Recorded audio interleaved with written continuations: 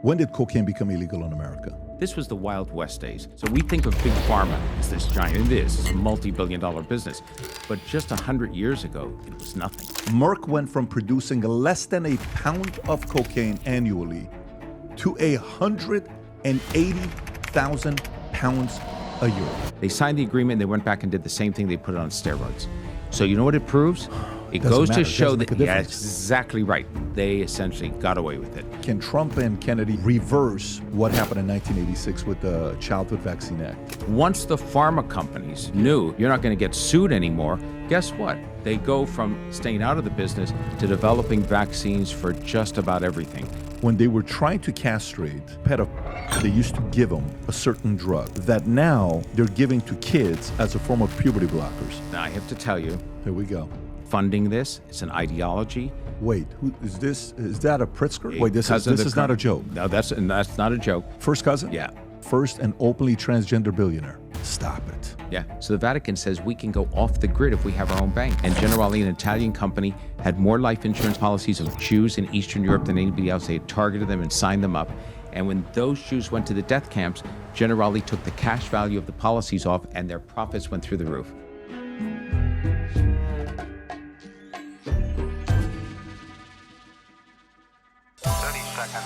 Did you ever think you would make it? I feel I'm so close I could taste sweet victory. I know this life meant for me. Adam, what's your point? The future looks bright. My handshake is better than anything I ever signed. Right here. You are a one-of-one? My son's right about I don't think I've ever said this before. So we got a special guest in the house, and here's why. He is very versatile. There's a lot of different topics we can talk about with him. So let me give you an idea what books he's written. Multi-New York Times bestseller. Wrote a book called Case Closed about Lee Harvey Oswald and JFK assassination. No, wrote another book called God's Bankers, A History of Money and Power at the Vatican. Wrote a book called Pharma, which is one of my books that I'm going to be talking about with him here today. And he wrote a book about Hitler's children. He wrote a book about Killing the Dream with MLK. There's a bunch of different books he wrote, and there's many angles we can go here today. And we've been going back and forth, and we're finally doing this. But I'm excited to talk to you today, Gerald. Sincerely. I am seriously excited to talk to you because you're one of the few big influencer, mega podcasters who doesn't stick to just one item. I can turn you on and watch Eric Adams. I can turn you on and watch Tommy Robinson. I love that. I can see Nick Fuentes on a given day. I can see a business executive. And I like that because you know from my work on books, I sort of jump around. Yeah. I like to look at the finance of the Vatican. And then when I think I'm an expert almost on that, Boom. I go to the publisher and say, you know what? I'd like to do something else. Let me learn about another field I know nothing about. So I want to start off with this because we're going to talk about a bunch of different. I want the audience to learn about your background, UC Berkeley, all the stuff that you've done as well. But I want to start off with pharma. So greed, lies, and the poisoning of America. Just a couple weeks ago, the president announced, I think it was at the memorial of Charlie Kirk, we're there. He's talking about tomorrow we're making a big announcement, me and Bobby Kennedy. And then they released ties of, Tylenol to autism and don't take it. And then Tylenol retweet comes up from 2017. We don't recommend you taking Tylenol when you're pregnant, all this other stuff.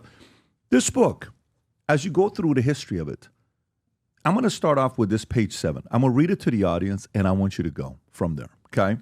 So page 7, until 1900, there was no national medical license law. In most states, anyone could call themselves a doctor and open a practice and treat patients. The lack of basic medical knowledge meant that there were few boundaries for promoting a drug. That was the case with the first inexpensive but powerful central nervous system stimulant called cocaine. It had been discovered by a German doctor student whose chemistry dissertation was about how he had isolated the pure alkaloid from coca leaves. He named the alkaloid cocaine, from the Latin ina, from it simply means from coca. Merck, one of the first firms to concentrate on cocaine, touted it in products for everything from numbing aesthetics to cure for ingestion and hemorrhoids. Even as an aid in eye surgery, it reduced bleeding by tightening blood vessels.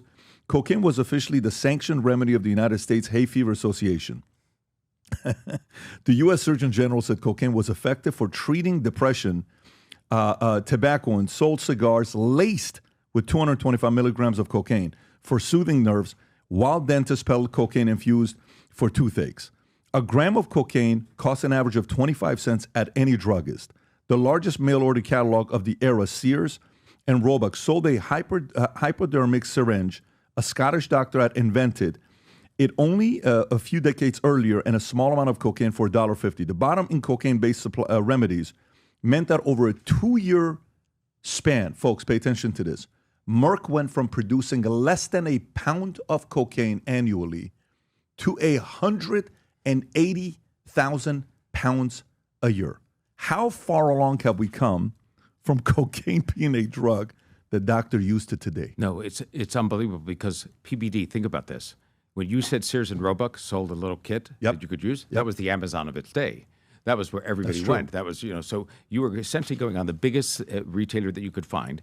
They sold a packet that would make it easy. And cocaine is just one example. So this was the Wild West days. This was the days you said they knew very little about medicine and what was curing, but they did know when a stimulant worked, so they knew cocaine worked. And what really was the start of the rest of the pharmaceutical companies that we know today by the companies? By the way, a couple of German cousins in New York City called the Pfizers had a $2,500 loan and borrowed $1,000 from their family and set up a factory to make what? Morphine. Because during the Civil War, they found out there was a tremendous demand for morphine. Battlefield, people are suffering. They knew morphine helped kill pain. There's questions about quality, so the Pfizers get going. There's a guy called Edward Robinson Squibb. He's in the military. He knows that. He starts Squibb and Company. Why? To make morphine. You get the same thing from a fellow called Eli Lilly. He knew that there was bad morphine being sent to the front. He sends morphine. And you get it with Wellcome and Burroughs, Davies, all these companies that today are pharmaceutical companies. They get their start on an addictive product at a time when you could walk into a store and buy it. And the great thing is Bayer aspirin, we think about them. They had smart guys inside the lab. The Germans dominated the pharmaceutical company. And over a 5-year period, from 1898 to 1903, their scientists in their labs discovered 4 different drugs. The first one in 1898 is acetaminophen, what we call Tylenol. Okay, they came up with that. Pretty amazing. And then in 1899, they come up with aspirin, a wonder drug. In 1900, they come up with a better morphine. And they name it after the German word for heroic, Hirosh, heroin. They market it, they trademark heroin in the United States, and they sell it as a cure for morphine addiction. It's fantastic. Stop it. Yeah, no. I'm kidding you not. And it does, of course, cure for morphine addiction. You'll give up morphine, you'll go to heroin. They also sold it to be able, for babies, for cough. And then in 1903, at the end of this 5-year period, they came up with the first barbiturate, phenobarbital, which they also had. So now think of this. They've got Tylenol, they've got aspirin, they've got heroin, they've got phenobarbital, and they made decision not to put one on the market because inside their laboratories, with laboratory rats, one of them was showing all types of harms. Guess which one? Tylenol. They did not put acetaminophen on the market. They marketed phenobarbital, no prescriptions required. They marketed heroin, and they ended up marketing aspirin.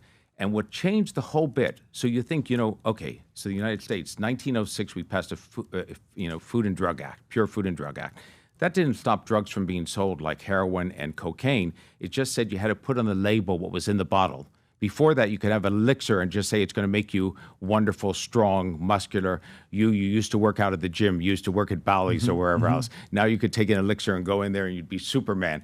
You know what? Now they had to tell you on the label what was in there. But what really changed it was 1914. They passed an act, the Harrison Act, and they banned narcotic importation. And they really did to stop the Chinese from bringing in opium and all. But once they stopped the importation of drugs, then pharma went cold turkey.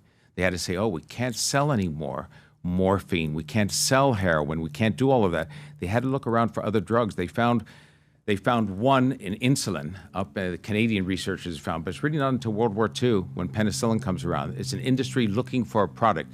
And this you'll like because you're such a business guy, that when Moody's starts to cover American industries for the first time around 1915, pharmaceuticals is not even a category. It's such a small industry that's not even listed. It's a subset of the chemical industry.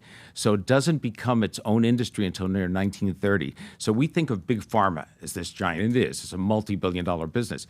But just 100 years ago, it was nothing.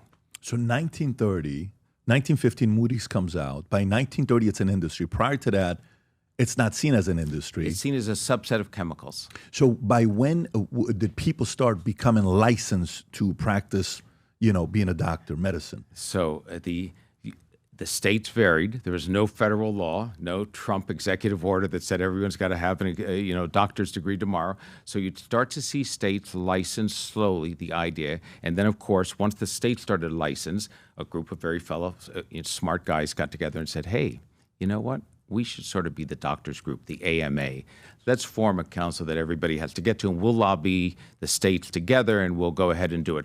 So that really happens. But it's not until the 1930s, late 30s, that you get the first law from Congress that says you have to have a prescription for anything that is a narcotic-based drug. But you still didn't need prescriptions for anything else, which is really remarkable.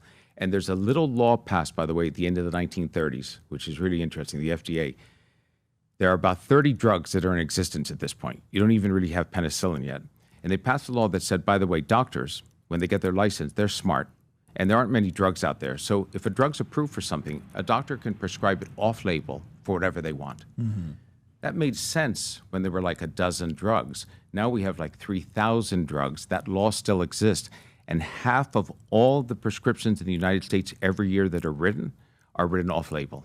Doctors decide they're going to use it for something else. So we think of the FDA process. You go through this multi-billion-dollar process to get approval. You get approved for a certain purpose, then a doctor can ignore it and use for whatever else. So doctors, for instance, take a drug that's used for the sexual castration of sex offenders, and they're prescribing it on the side for pediatric converting children and stopping puberty and blocking puberty. That's an off-label application of the drug. It's one of the greatest loopholes in the United States in the drug industry. And Botox, when Botox first started, it was actually for a sort of an eye situation where your muscle would not start twitching. That's what they got the original approval for. And then some doctors noticed, hey, it looks like it lessens the effects of wrinkles on faces. People started to prescribe that around the country. Allergan, who was the company who owned it, they didn't care. They were making more billions and billions of dollars from it. So, we think that the drugs that are being prescribed are safe for use, more or less. Yeah, I want to come back to that puberty blocker here in a minute, but let's stay on this here. When did Merck realize cocaine is, when did cocaine become illegal in America? Where doctors couldn't prescribe it? Doctors can't really prescribe cocaine from 1914 and on. 1914 and on. And what caused it? What changed? The Harrison Act. Narcotics Act? Okay, it blocks it across the board. What happened for them to say you can't do it anymore? Okay, so what happened is they weren't focused specifically on cocaine. They were focused on all of these, what I call narcotics and stimulants. However, what it meant is pharmaceutical companies are very, very, they don't just fold their hands up and say, oh my God, you don't let us prescribe cocaine anymore, so now we have to find another drug. They find ways to be able to put that same stimulant, methamphetamines or whatever else, into other drugs. So in World War II, we were giving tens and tens of thousands of bennies to pilots who were flying because we wanted them to be able to have long flights and never fall asleep when they were bombing Dresden or firebombing Tokyo or hitting the enemy lines. We wanted to make sure they weren't getting drowsy. The Germans were doing the same thing. And as a matter of fact, by the 1960s, the biggest, we all know about OxyContin and those drugs. In the 1960s, the drug of choice was diet clinics. People were giving out essentially what they called black beauties or real speed. It was all pharmaceutical based. Doctors, the same way in Broward, years ago, there used to be pill mills for the opioids.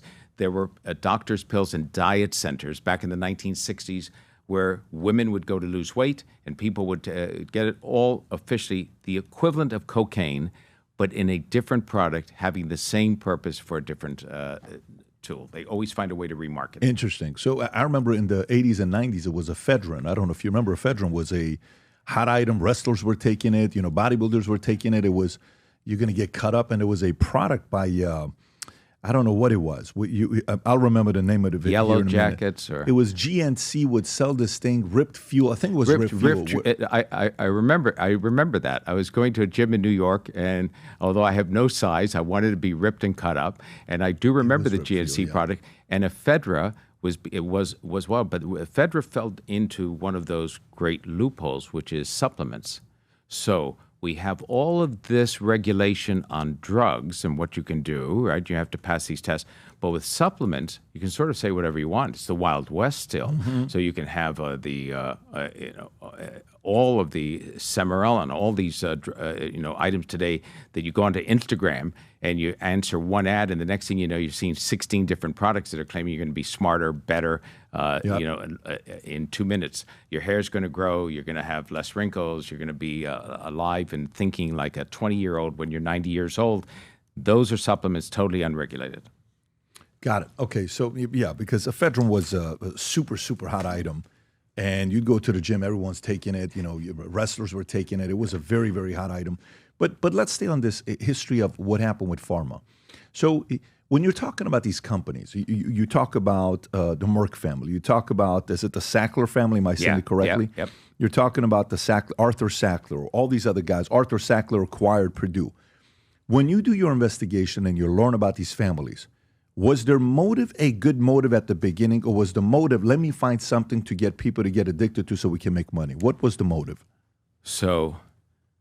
And I spent a lot of time with the families of OxyContin victims, the children who died, the parents, and they believe that the motive was from the beginning to find an addictive product. Because what's better to sell? An addictive product. It's pretty good. It's like tobacco, big tobacco, right? It's fantastic. You get a nicotine addiction. It helps a little bit on the addiction. But I actually think that in most cases, and put the Sacklers aside for a second, 99% of pharma, people disagree with me, the people in the laboratory who are working on the drugs, they're really looking for a cure or something better. They are looking for that. Where it goes off, it moves then over to marketing. So they get the patent on a particular drug. It lowers cholesterol levels. It helps on insulin. You're doing a little bit better on this. It might be a bit better cognitive. Now the marketing team takes it and says, let's really push it. So what happens on OxyContin is a perfect example. The Sacklers, they owned a British company, and there was a woman who was looking to create hospice care, which we now know everybody has hospice care. But at that time, it didn't exist. And what was stopping her from doing it was she needed a long-acting painkiller, because you couldn't send people home to die if you had to give them a drip of, the equivalent of heroin every 4 hours.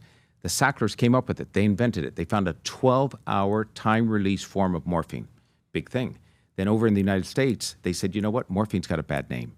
People think of morphine, they think of end of life. So no one's going to take a 12-hour morphine pill. So they put in OxyContin, which is a painkiller, and they market it as OxyContin. Now you say, what, did they market it just to addict hundreds of thousands of people and kill them? No. But what they did is they over-marketed it. So they're approved for a few specific purposes, and then they start to send their salespeople out and say, by the way, it's pretty good for back pain. Hey, osteoarthritis, it might help you for osteoarthritis. Guess what? They tested for osteoarthritis, PBD, before the FDA. It didn't work for that, but they're still selling it for everything. They oversold it. Doctors start to sell it. They set up pill clinics, so greed gets involved. Look, there are plenty of people to blame. So I always say, don't just blame the family that came up with the drug and then marketed it. It was also over-marketed by doctors who set up pill mills, who pushed it, by the FDA, who got lazy and didn't come in anything and do anything on top of it, by states' attorney generals who didn't act for the longest time. They let them get away with it. There's plenty of blood to go around on the opioid crisis. So Arthur was a marketing genius, in other words. That's what he was. He was a marketing guy. Oh, my God. He was the marketing genius of pharma. He brought Madison Avenue sales techniques to the pharmaceutical industry in the 1950s. And here's how he did it. This is so fantastic. So in the 1950s, they had penicillin. They got that in World War II. The government paid for it. Nobody owned the patent, so the prices dropped real cheap. So all the drug companies said, hey, we've got to come up with a variation of penicillin, put our own patent on it, get a 20-year license, and then mark the prices up. So they did that, tetracycline, all these different antibiotics. And there's a company over there that has a drug called terramycin. It's not very different. It's Pfizer. And it's one molecule difference from another competitor's antibiotic, which means, in plain English, it's no different. You take the competitor's antibiotic, it's going to do exactly the same thing as this drug terramycin. Arthur Sackler goes to the head of the company and says, guess what? You give me $10 million.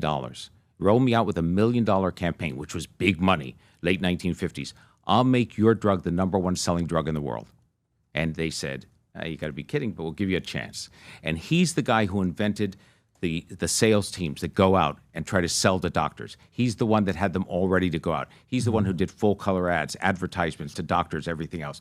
He made that drug number one. Hoffmann La Roche, a little Swiss pharmaceutical company, said, this guy's good. Hoffmann La Roche? Yeah. And guess what? They hired him to make Librium, which was their first anti-anxiety drug, the number one drug in the country. And then the big one, Valium. They said, hey, Arthur, can you help us make Valium big? Wow. He marketed the hell out of that drug, made it the number one drug in the world for 15 years. That's before OxyContin was even on the drawing board. So he knew how to sell. So how was he tied to OxyContin? Because he died in 87, but OxyContin doesn't come out till 96. That's boy, you should be on the legal team for Arthur Sackler's team, because they tried to save his name on all the buildings. You know, when all the buildings were taking down the Sacklers on the schools and everything else. Arthur Sackler's second, third wife said, hey, don't take down Arthur's name. He died before OxyContin was even out, right? His DNA, his selling ability is what taught that firm how to sell, if you understand. His brothers, there were 3 psychiatrist brothers, by the way. Arthur was the oldest of the 3. The other 2 went ahead. They knew how to do it. And although Arthur was out of the company, the Sacklers were tar and feathered as such a bad name, you couldn't just distinguish and say, oh, by that one died beforehand. Got it. So his philosophy of advertising is what helped shape how to get OxyContin out there. No question. They knew how to sell it. They sold it and I'll tell you, one of the things that's difficult, by the way, as a sidelight, we know that, they used to sell all these drug reps would be some wonderfully cute, beautiful woman. She'd be going to the doctor to try to sell it. Some guy who looked great. They were all handsome and beautiful. They were going out to sell the drugs, and they would give the doctors tons of freebies, right? Your doctor would give you a freebie then. Say, why don't you try this? You can't do that with a prescribed drug like OxyContin. So no freebies allowed. So we weren't able to do that. But what they did is they were really smart. They got these pain groups together. They funded the pain groups. They lobbied Congress to be able to say, and doctors, we need more pain. And they did a brilliant thing. They had a group of doctors who said, by the way, you know all this bad news about taking morphine and that is addictive and it's going to ruin your life. You're going to end up as a dribbling homeless person on the streets of San Francisco. Mm-hmm. It's not true.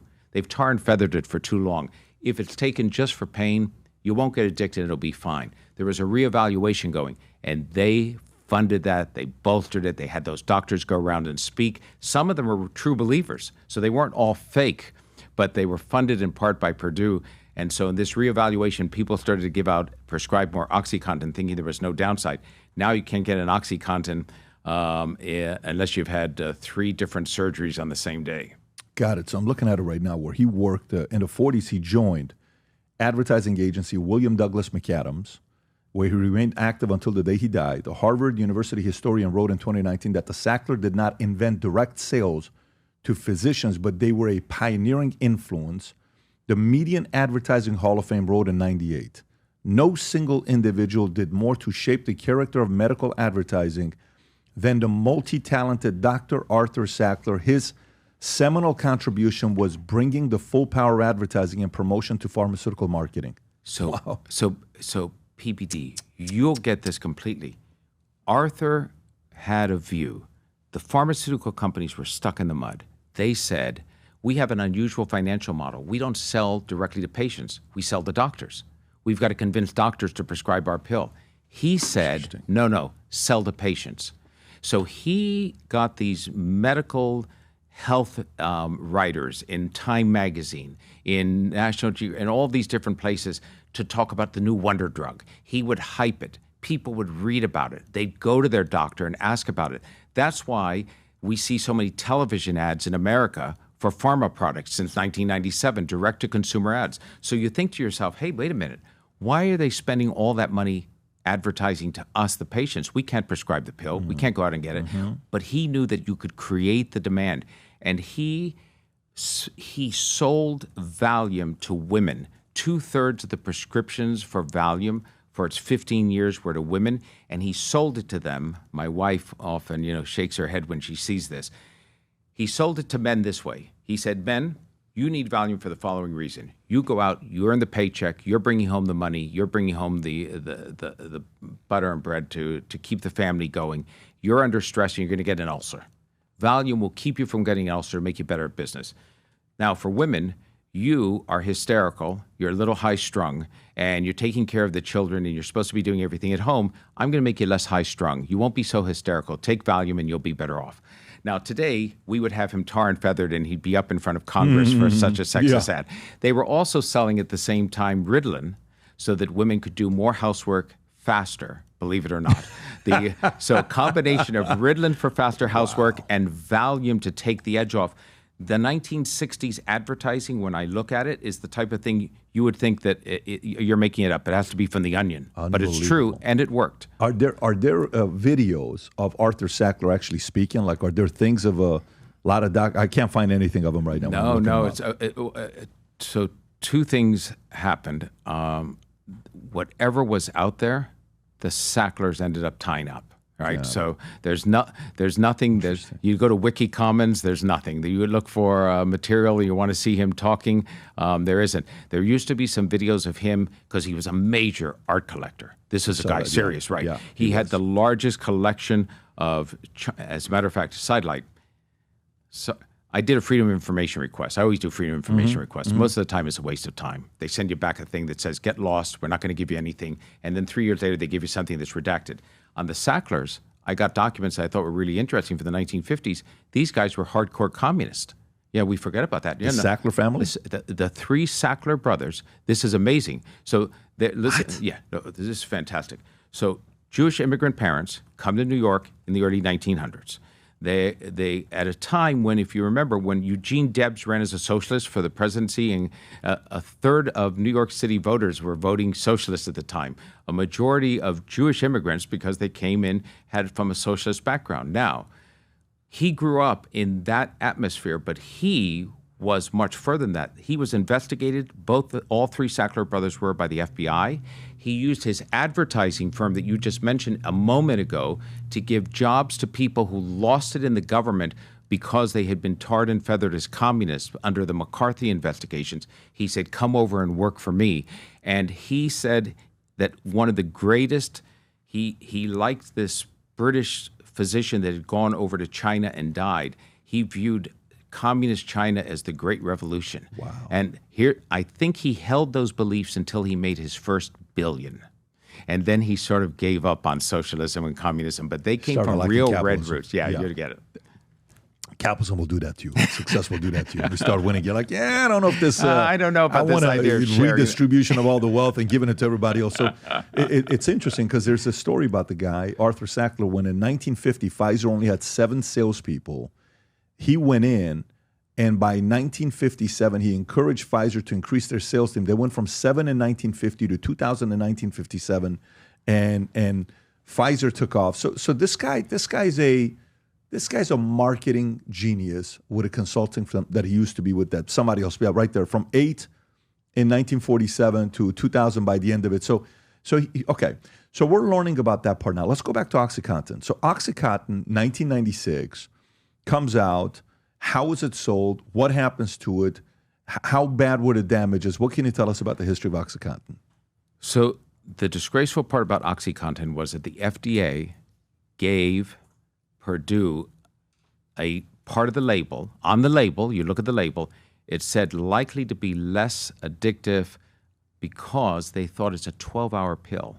Not taking it every 4 hours. So it makes sense in common sense. If you think about it, maybe if you're not taking it as often, it may not be as addictive. But guess what? They had no studies to show that. So they allowed them to put that on the label. It's a big selling item, right? Wow. Oh my God. They went to doctors and they said, by the way, we have a less addictive product, which it wasn't at all. Was a lobbyist FDA, got FDA, him to, no. So did somebody lobby to get the FDA to do it? The Sacklers did it themselves. They worked that. They were there. Richard Sackler, the sons, the grandson of Arthur Sackler, they worked it before the FDA. And by the way, the FDA approval officer, 2 years later, leaves the FDA, and what does he do? He goes to work as the chief medical officer at, get it, Purdue Pharma. And this is one of the things we hated in Washington. We all hated, right? And so what happens is by 2000 and 2001, 5 years after it's released, There are reports already in the New York Times and the local press and everything else, because where did the Sackler start to sell it? They didn't sell it in New York City. They didn't sell it in Santa Monica, where you were for a while. They didn't sell it in San Bernardino or wherever else. They went ahead and they sold it in Appalachia. They said, you know what, we think there's a real market there. And you know why? These are people who are working blue-collar jobs. They're working tough jobs in mines and in fields and everything else. They're in pain. They've got real pain. We can help to sell this and alleviate pain. And they start to sell it in little towns in Kentucky, little towns moving up through all the way through the Appalachian Belt. There are pharmacies that have towns that are 7,500 people, and they're getting 12 million pills. So you think there's a problem. People are coming all around to get the pills. By 2001, there are stories about the problems with OxyContin, and guess what? Nothing happens. By 2007, they have to actually make a plea. Purdue does. They're sued by the federal government because they're over-marketing, and they have to sign a consent agreement. So it's the OxyContin, the opioid crisis hasn't really killed 250,000 Americans yet. They sign a consent agreement. You'll love this being in business. And it says, we're never going to do this again. We're never going to over-market. We're never going to oversell it, everything else. They signed the agreement, and they went back and did the same thing. They put it on steroids.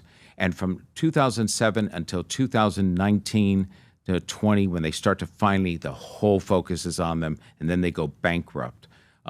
They essentially got away with it.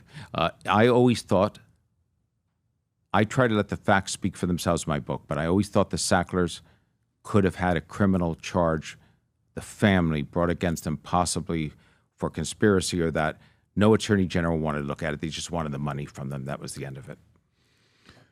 Okay. So at this point, from 1999 to 2021, I think 645,000 people have died because of the drug, right?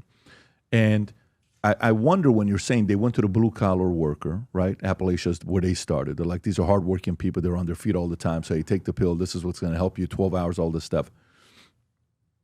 So it wasn't through TV advertisement that they go to them? Meaning, you know, we know the story about us and New Zealand, the only two countries where you can advertise for, you know, pharma and all this other stuff, right? And I've heard you say you'd like, if you were one of the advisors to President Trump, you would ask him to stop doing that in America. If, let's just say that does happen, how does a company like this still get OxyContin in people's hands? How would they do it? So you know what? Boy, you hit the key. Because PBD, they never ran a TV ad for OxyContin. You can't run a TV ad for a controlled substance. So you know what it proves?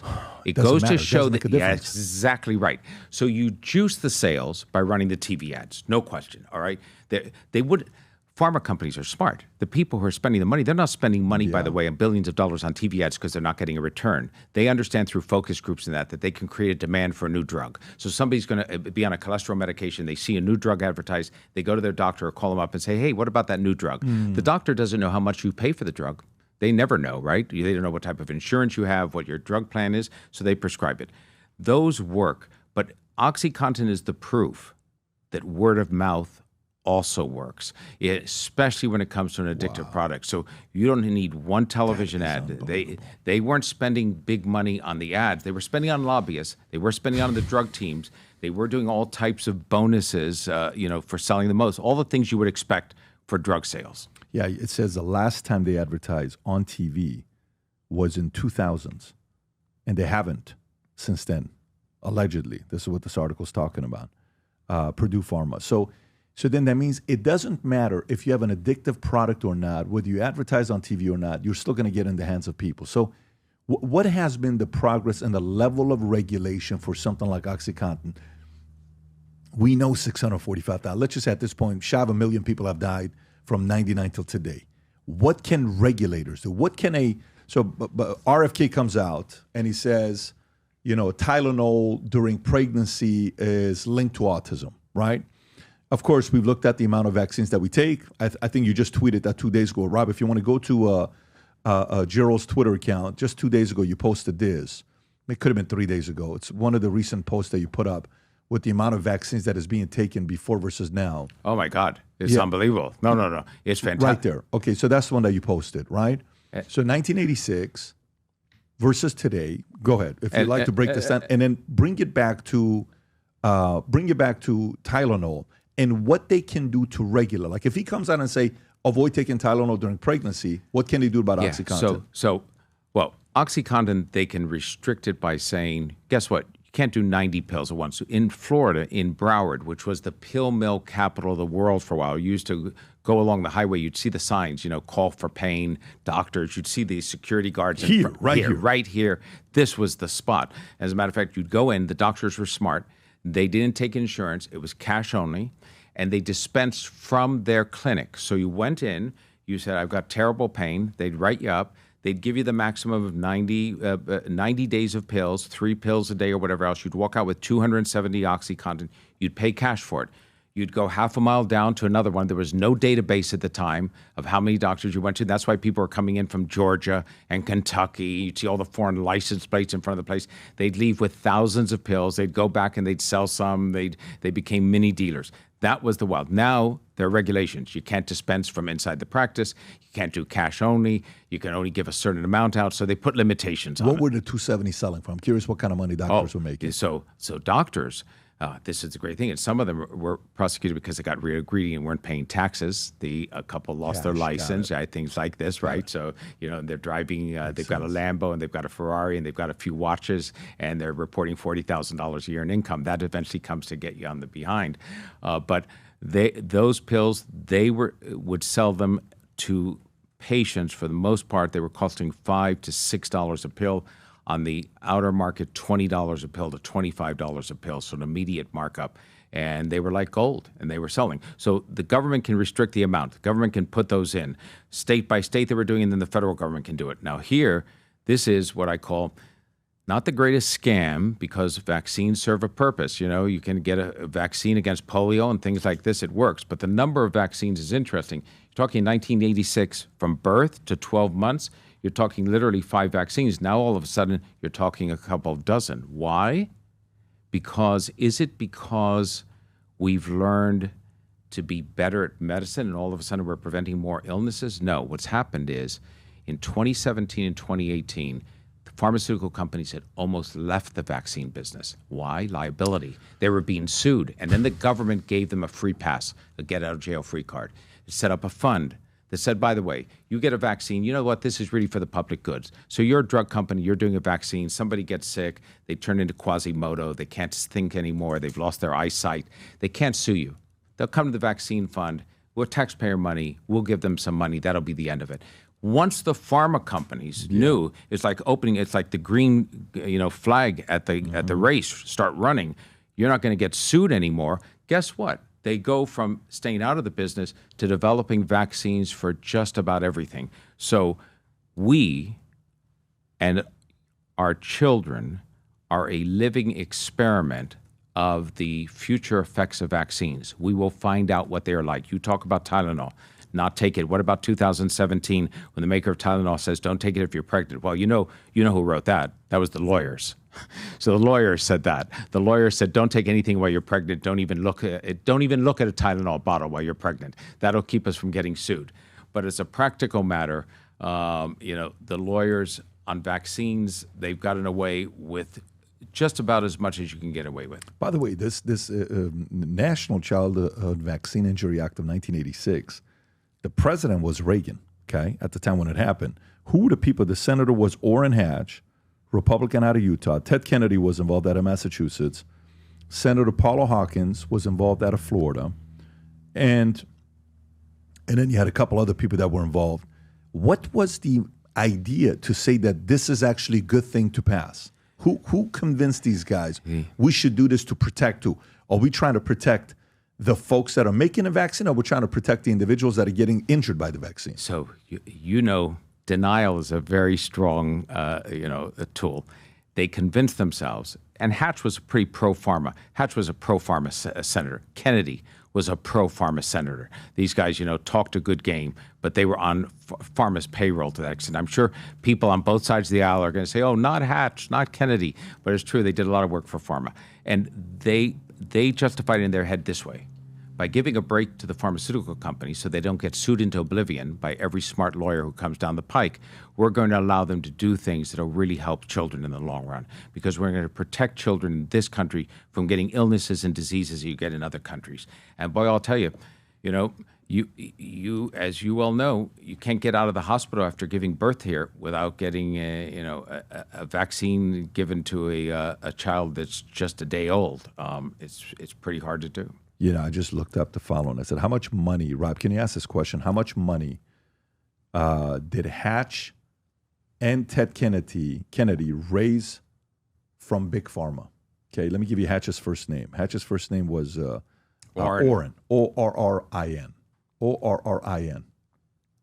When you pull this up, here's what you'll notice. It says to me that Hatch got, from Open Secrets, it says roughly $2.871 million. At a time when $2.87 million meant a lot. And, wow, but wait a minute. Look at that. Wait, but hold on. PBD, this is great. That's just the direct money from pharma companies. Now, what does pharma do? They set up advocacy groups for people who are afflicted by health problems. So if they want to get a small drug approved as an orphan drug, what they call an orphan drug, for these small genetic diseases that afflict only a small patient population, they're really terrible diseases, Huntington's disease and other things. But pharma will find a few of the people who are suffering from that. They'll give them the funding and the organization often to become an advocacy group. Those advocacy groups will also contribute to the politicians, and they aren't counted as drug money. So that too, I guarantee you that if we were able to go down the list, and if I went back through all of what I call the associated pharma enterprises and front companies and everything else, that 2.7's 3.5 or 4, but 2.7 is direct drug money. So how do you get ahead of this? Can Trump and Kennedy and Maha and those guys come out and reverse what happened in 1986 with the Childhood Vaccine Act? They have a lot on their plate, and the question is, where do they want to spend their political capital? What do you want to do? I think about this often back when Obama was president.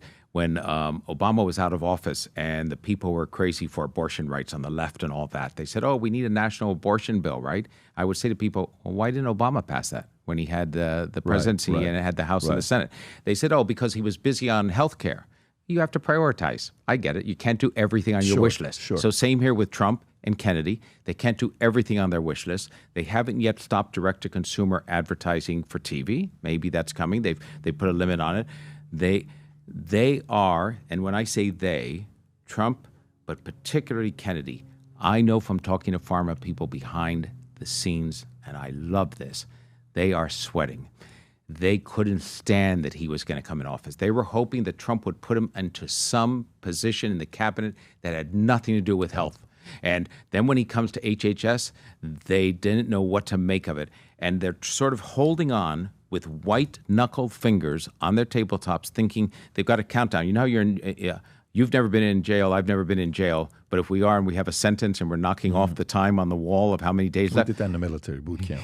3 years you had. Okay. Yeah. I remember that story when your mother said you wouldn't fight. We left Iran so you didn't have to go in the military, and you're in the military now. What's the matter with you? So they're waiting for Kennedy to get out. But let me tell you, this administration has the ability to make fundamental changes to the pharma machinery. It's not going to be nirvana. It's not going to be a panacea, but they can make changes. Then if the American public sees that is to their benefit, and they're going to see it to the benefit in one way. How? Paying lower prices. That's how the public judges it. If they can go and get a medication that was costing them $300 a month and it costs $120 a month or $130 a month, guess what? Most of them aren't shareholders. They aren't people holding the public companies to every quarter to come up with a better profit. So that's how they see it. And I think that this administration can deliver big time on a lot of fronts. Yeah, I think this would be big. But, so two things I take away from this. Even if we prevent Big Pharma from advertising on TV, if the drug is addictive, it's going to get to the people anyways. And once you get them addicted once or twice, they're always going to come back. They don't need a commercial to keep coming back to you. So you got to get them hooked on a product, and they'll be back customers. Well, and so what happened? What did OxyContin create? So OxyContin, because of the crackdown on all the legal analgesics, pushed the market for the illegal market. That's one of the reasons fentanyl has now led to, fentanyl is the number one cause of death in the United States. Guess what? So you're taking OxyContin, you're addicted to Oxy. Purdue, by the way, what are they working on? Well, they were a one-hit drug. You know, you used to have one-hit wonders for record bands. They were a one-hit company. That was it. It put them on the Forbes wealthiest families list. In 2014, they entered with $14 billion. And it was This is who, Sackler family? The Sackler family. And Forbes called them the Oxy Clan at that point. They went from nothing to $14 billion based on one drug. They were looking at another drug which would have helped you if you were constipated, because one of the side effects of being on opioids is you get constipated. So I love how pharma companies find that there's a side effect from the drug they've given you, and then they look to make money on the drug to treat it in a different way. But when OxyContin gets dried up, guess what users who are addicted say? They say, God, I'm paying $20 for that pill. Or I'm having to go to a doctor and go through a hassle. I have to go to CVS or Walgreens, and they're looking at me like I'm a drug addict. I can buy fentanyl pills that are 50 times as strong on the street for a few dollars. So it pushed it into a much more dangerous market. And that's why I think we saw the increase initially in 21, 22 during the pandemic in the number of overdose deaths. This is it, the OxyContin clan you're talking about, a $14 billion newcomer to the Forbes. And let me tell you, you know this because you're a very successful guy. You've created an empire. It's tough to be off that list and come on at 14 billion. That's a big enter. Sudden.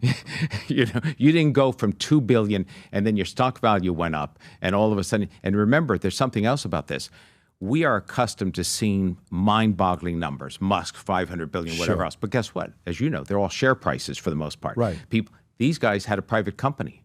They weren't public. So Purdue was family owned. The board was controlled by the Sackler family. When they're worth 14 billion, it's a real 14 billion. It's not because they have an inflated price at some point of an IPO. Got it. Yeah. So, Rob, can you go a little bit lower just to see what happens here? Zoom in a little bit. The richest newcomer to the family, Sackler family, which owns Stanford. United States, Purdue Pharma flew under the radar when Forbes launched its initial list of wealthiest families in 2014. But this year, they cracked the top 20, edging out storied family like Bush, Mellons, and Rockefellers. How did the Sacklers build the 16th largest fortune in the country? The short answer is making the most popular and controversial opioid in 21st century, OxyContin. Purdue, 100% owned by, it's 100% owned by them? Yeah, yeah. Has generated estimated sales of more than $35 billion since releasing its time-release, supposedly addiction-proof version of the painkiller oxycodone back in 1995. Its annual revenue are about $3 billion, still mostly from OxyContin. The Sacklers still own separate drug companies to sell Asia, Latin America. Wow.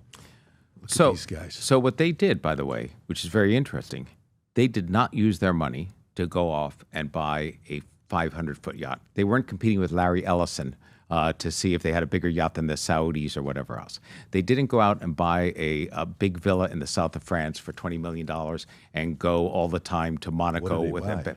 They bought their names and prestige on the Guggenheim and on the Tate and on the Serpentine Museum and on the Tufts Medical School. They put their names on buildings at the National Gallery, at the Metropolitan Museum. They were building monuments to themselves, the modern-day pyramids. The Sackler was everywhere. So they made a lot. They gave a lot away, and they still kept plenty. And even when they eventually had to contribute to a settlement, the company goes bankrupt, and the Sackler family, they go to the judge and they say, hey, by the way, this is a fantastic deal. Think about this, PBD. So you have a company. It's injured all these people. It goes bankrupt. You've made billions and billions of dollars, and you have thousands of suits against you by all these people who are saying, you ran the company and you overmarketed. Sure. So you go before the bankruptcy court and you say, guess what? I'm not bankrupt. I've got a lot of money, but I'd like you, the bankruptcy court, to discharge all of the suits against me, to make them all go away. And the bankruptcy court says, well, you got to contribute some money. So the Sackler said, okay, we'll give like $2 billion. Then they said, we'll give like $3 billion. And then people wanted more. And so they put in 5, and then they put in $6 billion. They eventually contributed over $6 billion as a family, almost coming up to 7, to get rid of all the litigation against them. So now they have a get-out-of-jail-free card. Instead of $14 billion, maybe they're left as a family with $5 or $6 billion. But they didn't lose the country club memberships. They didn't lose all of that. They kept a lot of money, and they still emerged with a get-out-of-jail-free card. So for the Sacklers, not the greatest outcome, but not the worst by a long shot. Yeah, they went from being communist to now, becoming some of the richest families. They bought a property, a $30 million property, is selling this $30 million property.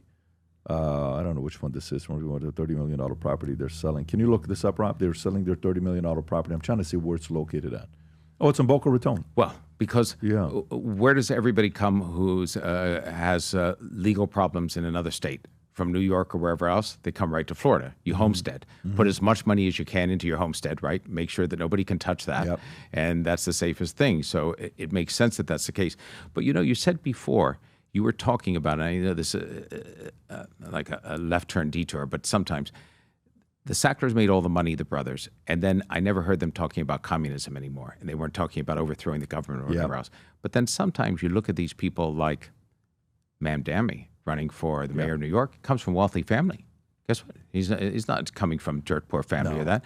He's like a champagne socialist. So there are those people who have some money who still think that the idea is good to redistribute wealth. Now, maybe if he makes $1 billion, he'll change his mind. Yeah. But well, it's always exciting to redistribute other people's money, just not your own money, right? People are excited about doing it with others. That is absolutely true. I can't find out where this area is. I don't think it's in Boca, but it's one of the properties that they have. So let me get to the next part. So this is very interesting history as you're going through it, right? Let's talk about Xanax. I had an old friend of mine who was addicted to what are the pills that you take that pain relievers? Xanax is an anti-anxiety sort of not lorazepam and stuff like that. It was Vicodin. Yeah, Vicodin, absolutely. So he got to a point that he was taking 25 Vicodins a day. Amazing. And a dentist was selling it to him, right? Yeah, because the dentist prescribed that. Dentists prescribe more Vicodin or things like that than almost any other doctor because dental pain. So the government doesn't look at a dentist with a lot of OxyContin or Vicodin prescriptions oddly because they expect that to be part of the practice. So dentists get away with it. Yeah, but this dentist in Glendale, after he passed away, he died from taking, one night, I think he took 50 of them or something like that, and obviously never woke up. But this dentist that later on came out, I found that the dentist was selling it to another Armenian kid, and that Armenian kid was selling it to my friend. And then at one point, he just couldn't get a hold of himself. What do you know about Vicodin and Xanax? Yeah, so Vicodin, another painkiller, same thing. It has an opioid base. You will get addicted to it just as you can with anything else. So Vicodin is one of those drugs that people think is safe for the short term. And what those drugs do, by the way, Vicodin's a perfect example. When they sell them in a prescription base, they don't just sell you the actual opioid part. They mix it into a pill that has Tylenol. So it comes with 325 milligrams of Tylenol in the pill. Now, you're taking 15 or 20 of those. Let me tell you, PBD, you are past the legal limit for what you should be taking for your liver for Tylenol. So you're already beating the hell out of yourself. Forget about the addictive part of the drug. You're just killing yourself just from the amount. It would be like taking half a bottle of Tylenol every day. That's going to put you under. And one of the things the Sacklers would do is they would come in and say on these deaths, so the government challenged them at one point early on and said, people are dying of overdoses of OxyContin. They would say, no, let's do, give me the toxicology report. And then in the toxicology report, 9 times out of 10, it's not just OxyContin. Somebody's got some liquor. They smoked a little bit of weed. They had Vicodin that they put in, which is different. So they would say, well, we're not doing it. It's all mixed in. So that's what also happens. The guy who's taking the Vicodin is probably having maybe a couple of glasses of wine. He's doing other things. It's all leading to kill yourself. Now, Xanax, completely different. Xanax is you have this 15-year reign. And I say it in admiration only because it's so hard to stay at the top. It's the #1 drug in the world. But Valium did it. So Valium is the number. Everyone thinks Valium is harmless, right? There's no downsides. Then after it's out for 10 years, Congress finally gets around to looking into it, and they have all these horror stories of people addicted to it. They can't get off of it. Guess who comes in? Upjohn. They've got a great thing. They have a drug called Xanax, which is going to help you get off of your Valium addiction and be less addictive. And they put that drug out in 1990, just at the time when a thing called the DSM, the Diagnostic Statistical Manual, where psychiatrists write it up to describe things, they created a new condition called panic attacks. So before 1990, you couldn't prescribe a drug like Valium for panic attack because it wasn't in the DSM. It wasn't there, so a doctor couldn't write a script for it. Now, all of a sudden, it becomes a treatable condition. So you go to a doctor and you say, by the way, I'm having a panic attack. I'm about to go on PBD and I'm nervous as hell. I'm having a panic attack. Guy gives me a prescription for 30 Xanax. So Xanax became the number one drug, knocked Valium off the shelf by a mile, and still is the sort of flavor of the moment when it comes to kids who get in trouble. You'll find an 18-year-old who's overdosed. I guarantee you that they have a combination of drugs in them, including sometimes fentanyl and other things, and a Xanax in there, because they think that a Xanax that they often find in their mother or father's medicine cabinet is harmless. They think of that as like taking an aspirin. Yeah, so back in the days in the 1890s, this is the Sigmund Freud thing that he used to call it anxiety neurosis in the 1890s. And then eventually panic attack is when it became... 1980, yeah. So interesting. Okay, so you said something earlier when you said when they were trying to castrate pedophiles earlier on, they used to give them a certain drug that now they're giving to kids as a form of puberty blockers. Can you speak on that, please? So one of the greatest scams, medical scandals playing out in our lifetime right now, to me, is this whole pediatric gender business. It's an industry that's formed. And pharma's part of it. There are the multi-billionaires who are funding it, like the Pritzker family, one of the Pritzker family members, heir to the $37 billion Hyatt Foundation, changed from a man to a woman, from James to Jennifer.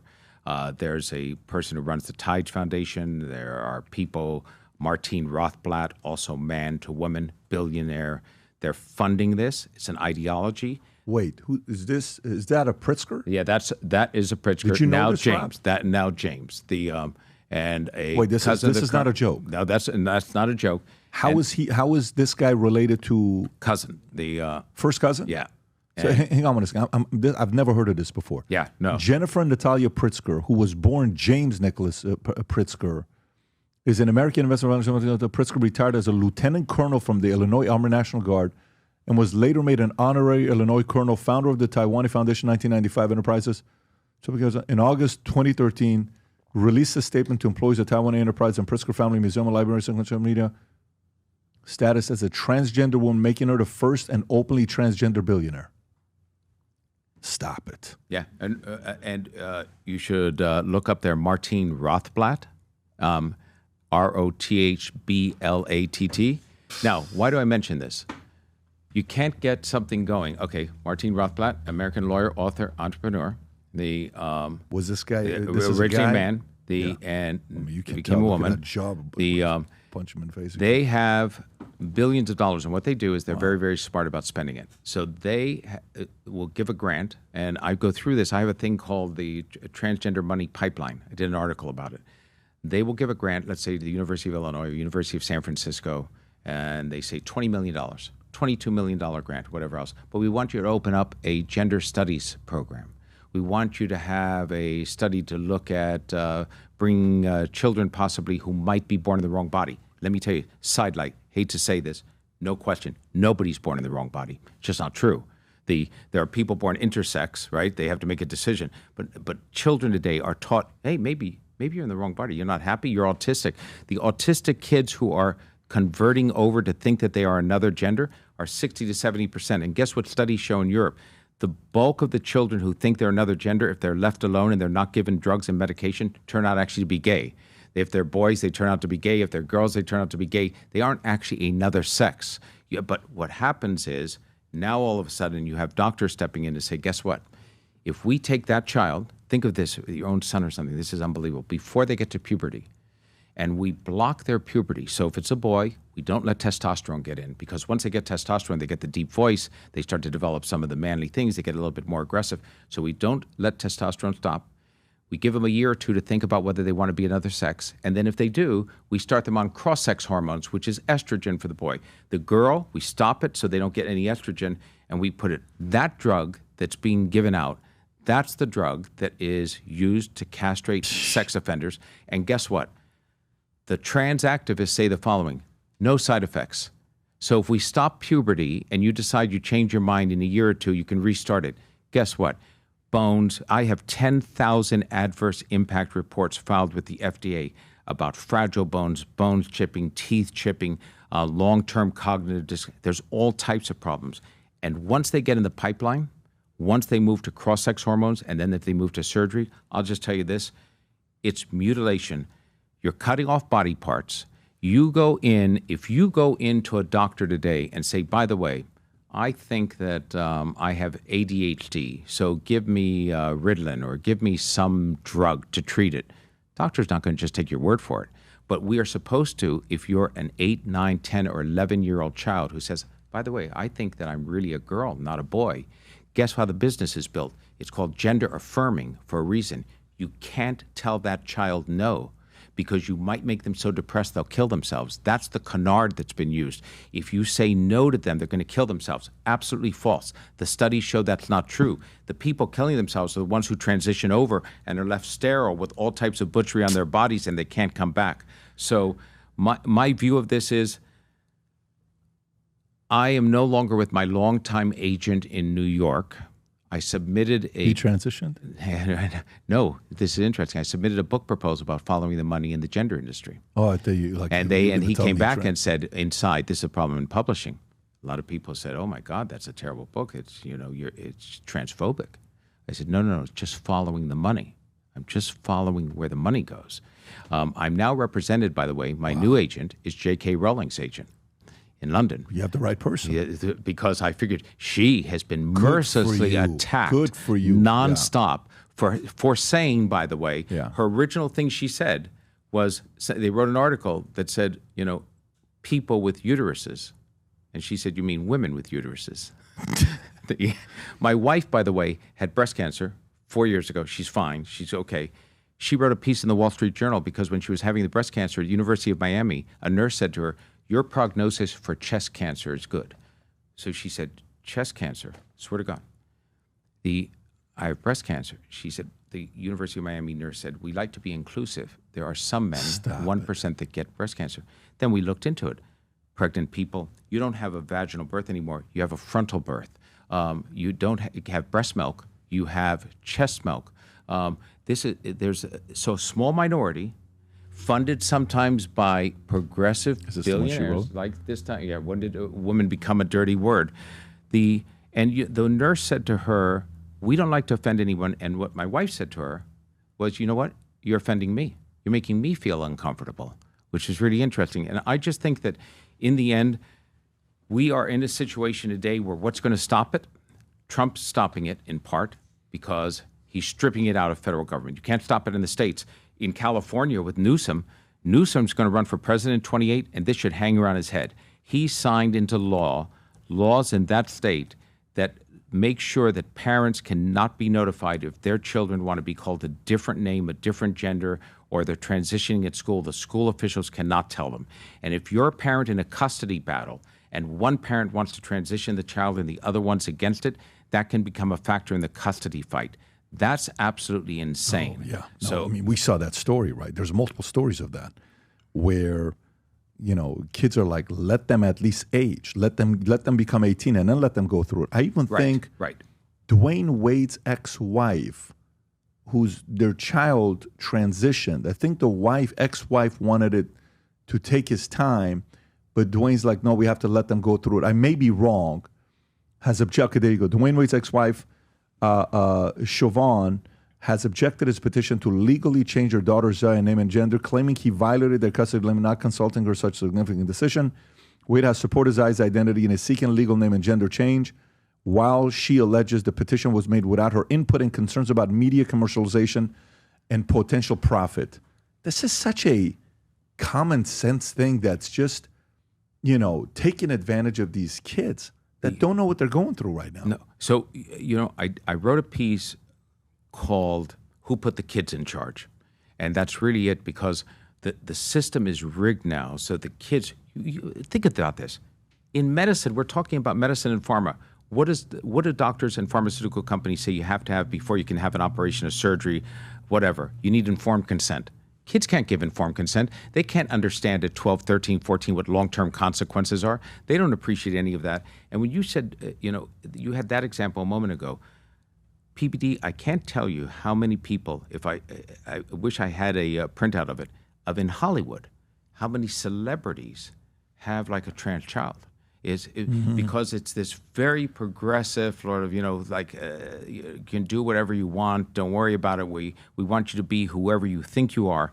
And parents who think that they're doing a favor to their children going through that, all I can tell you is, if you read the accounts of what they call detransitioners, kids who went through and are now trying to come back, but it's too late because they've already had a double mastectomy or whatever else as a girl, and it's with you for life. So we're not talking about doing something where, would those same parents, by the way, I have a question for you.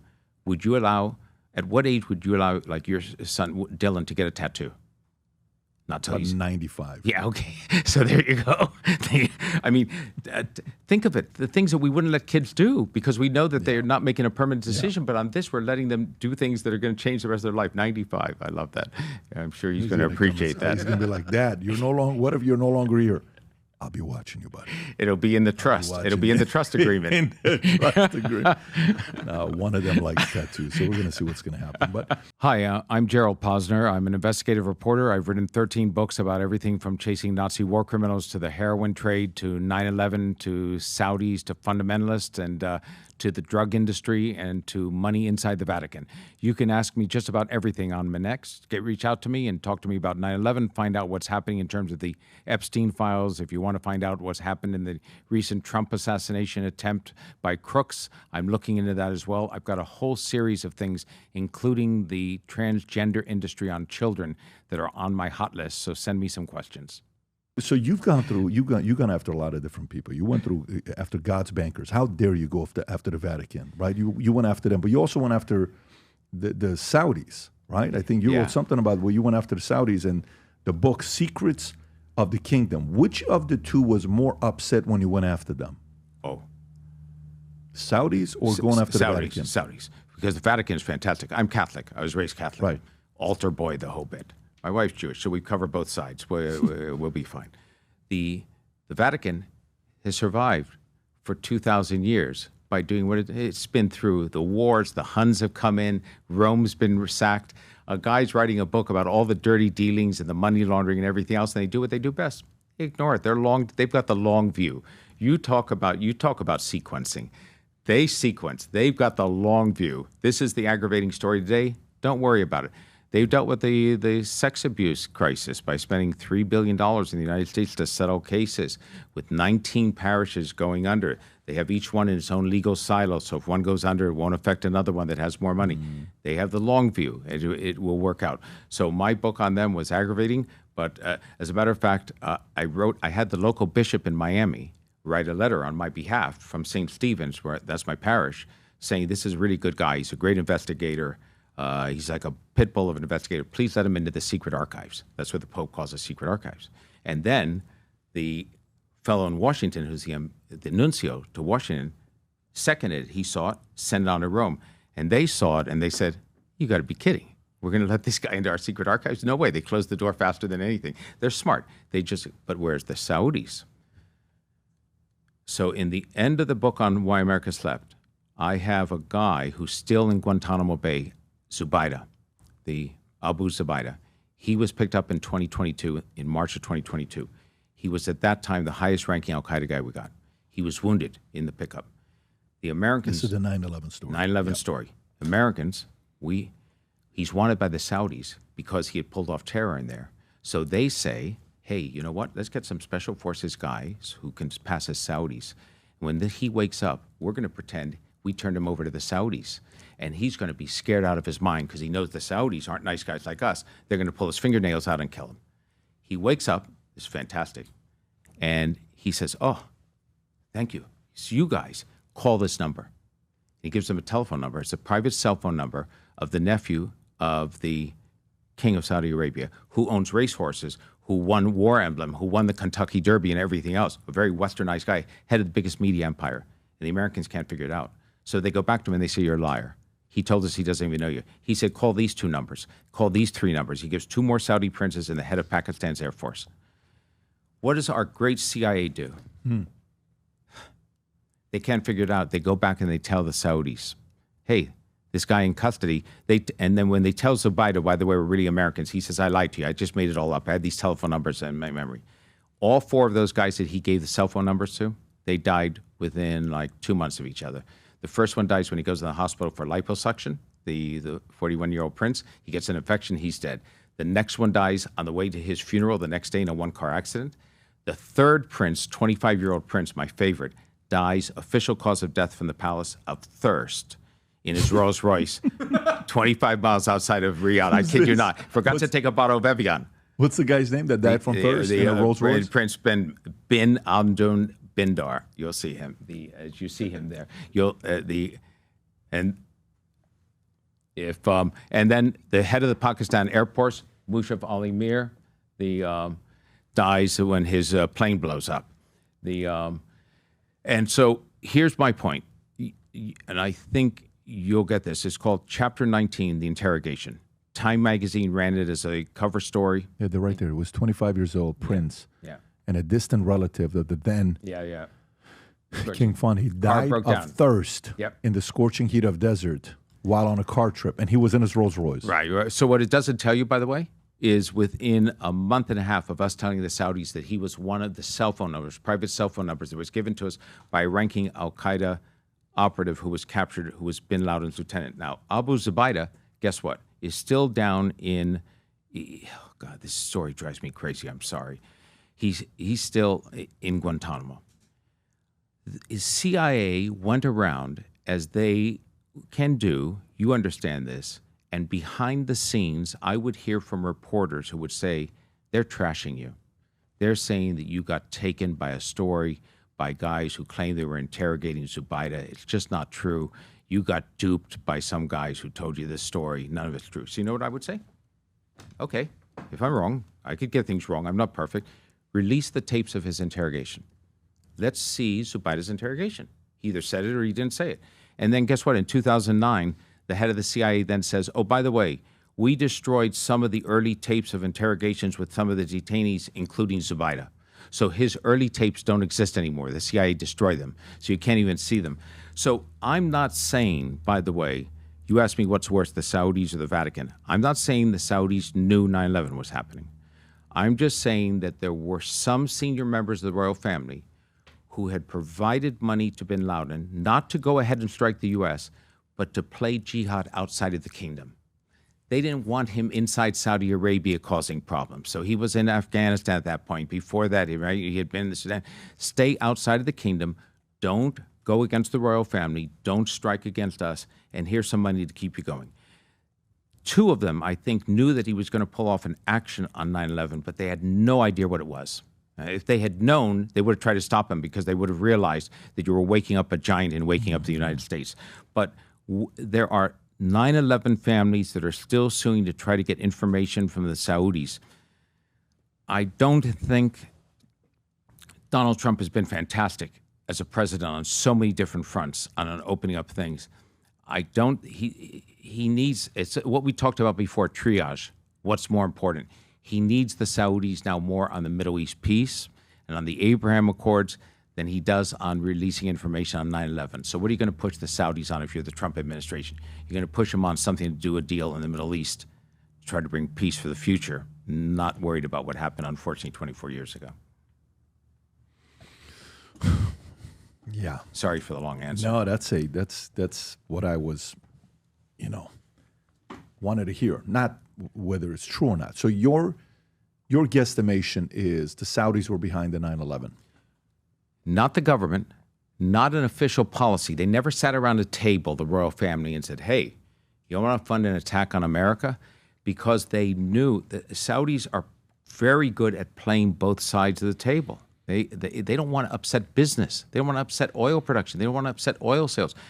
OPEC's more important to them than things like this. But bin Laden's a pain in the ass because he comes from a prominent Saudi family in construction. They have a lot of money. And when in 1990, the kiss of death for them with him became the Iran-Iraq war, because the Saudis had bought more arms from us than anybody else, bin Laden said to the king, I'll come in with my mujahideen and I'll defend the kingdom in case Saddam Hussein comes in. The king said, thanks a lot, but I'm going to have the Americans come in.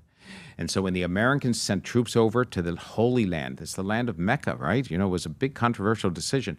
Bin Laden was furious. He never forgave them. So as far as he was concerned, the royal family had sold out. So they weren't friends, but the royals had to figure out a way to keep him away from causing problems, because he would have liked to have overthrown them as much as he would have liked to overthrow the United States. So the money they gave him was not to have him go and attack and take down the World Trade Center and attack the Pentagon. It was to be in Afghanistan to help fund all the mujahideen, to fight the causes, fight the Soviets, which they did, right? Bring them down in Afghanistan. But it came back, hey, what's the word? We always say unintended consequences. Be careful for what you don't plan for. Did you also investigate what happened with building number 7? I did, and I have to tell you. Here we go. I know I'll hear from a lot of people afterwards on Minx. They're going to say it's planned, it's explosive charges, everything else. I have a common sense question I ask on this.